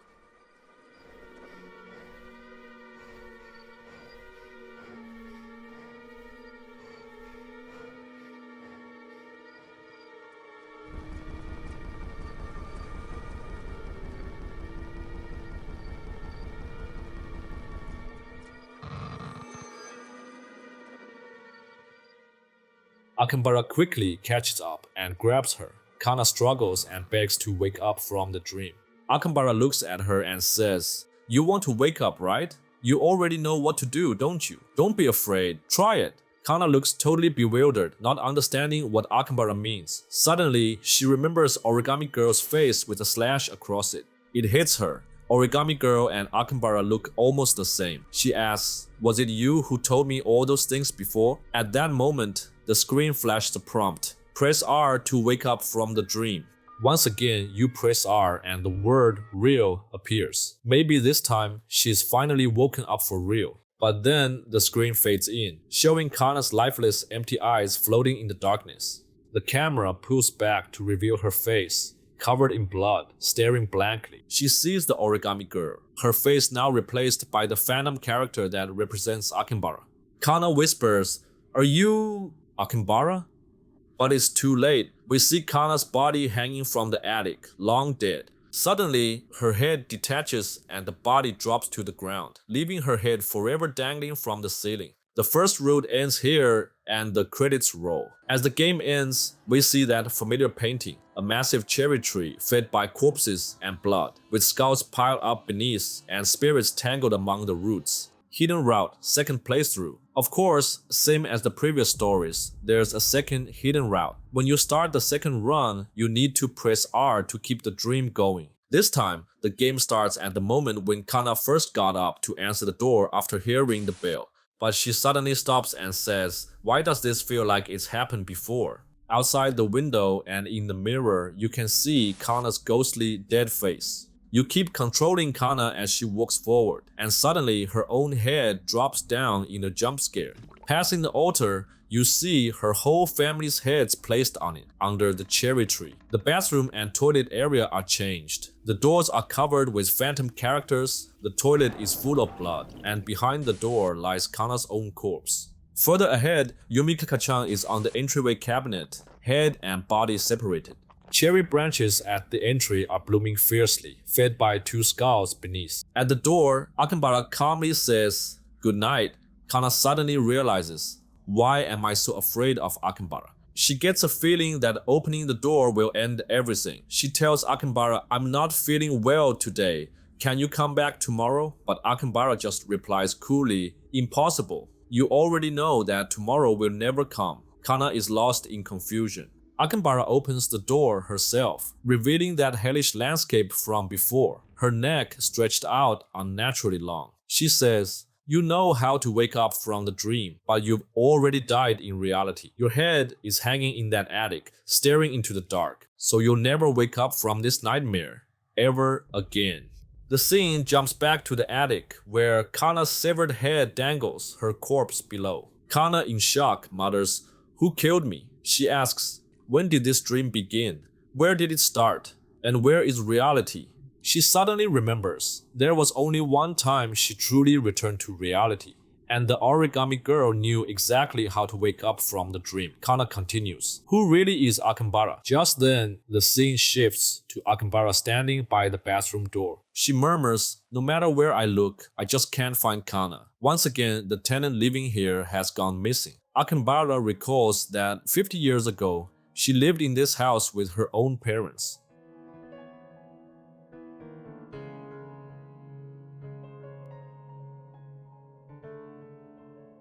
Her parents were always busy with work and rarely came home, so she often spent her time alone playing with an origami doll and a stuffed toy.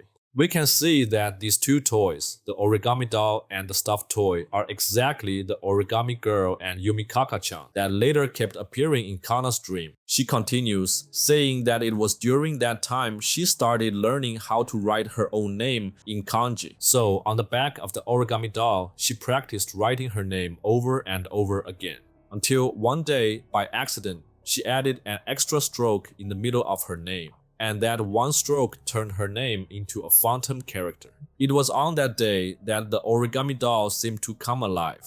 From then on, Akambara could feel as if there was always someone else in the house, quietly watching her. She discovered that the altar in the house had opened up a blue hole, a portal like a gateway to hell. And little by little, more and more ghosts started crawling out from that hole. She says, from that moment, she was surrounded by spirits. She says she was cursed.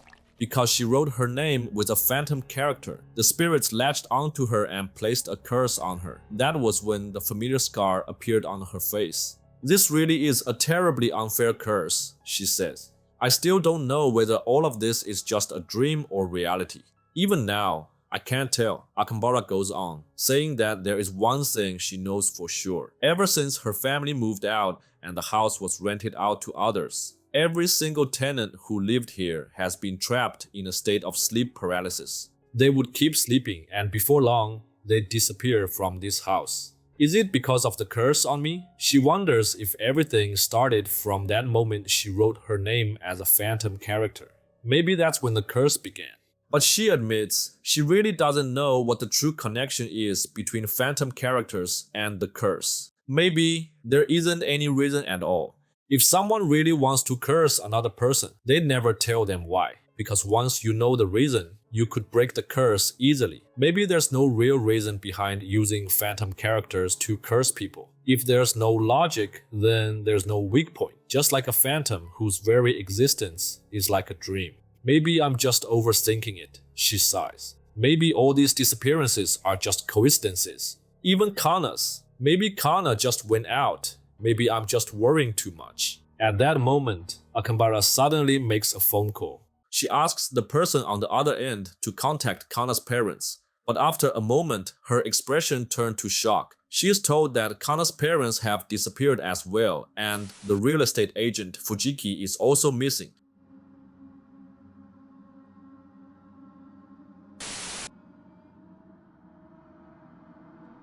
Why? She mutters. On that day when we visited the house, I was sure all three of them came inside. She slowly puts down the phone, mumbling to herself.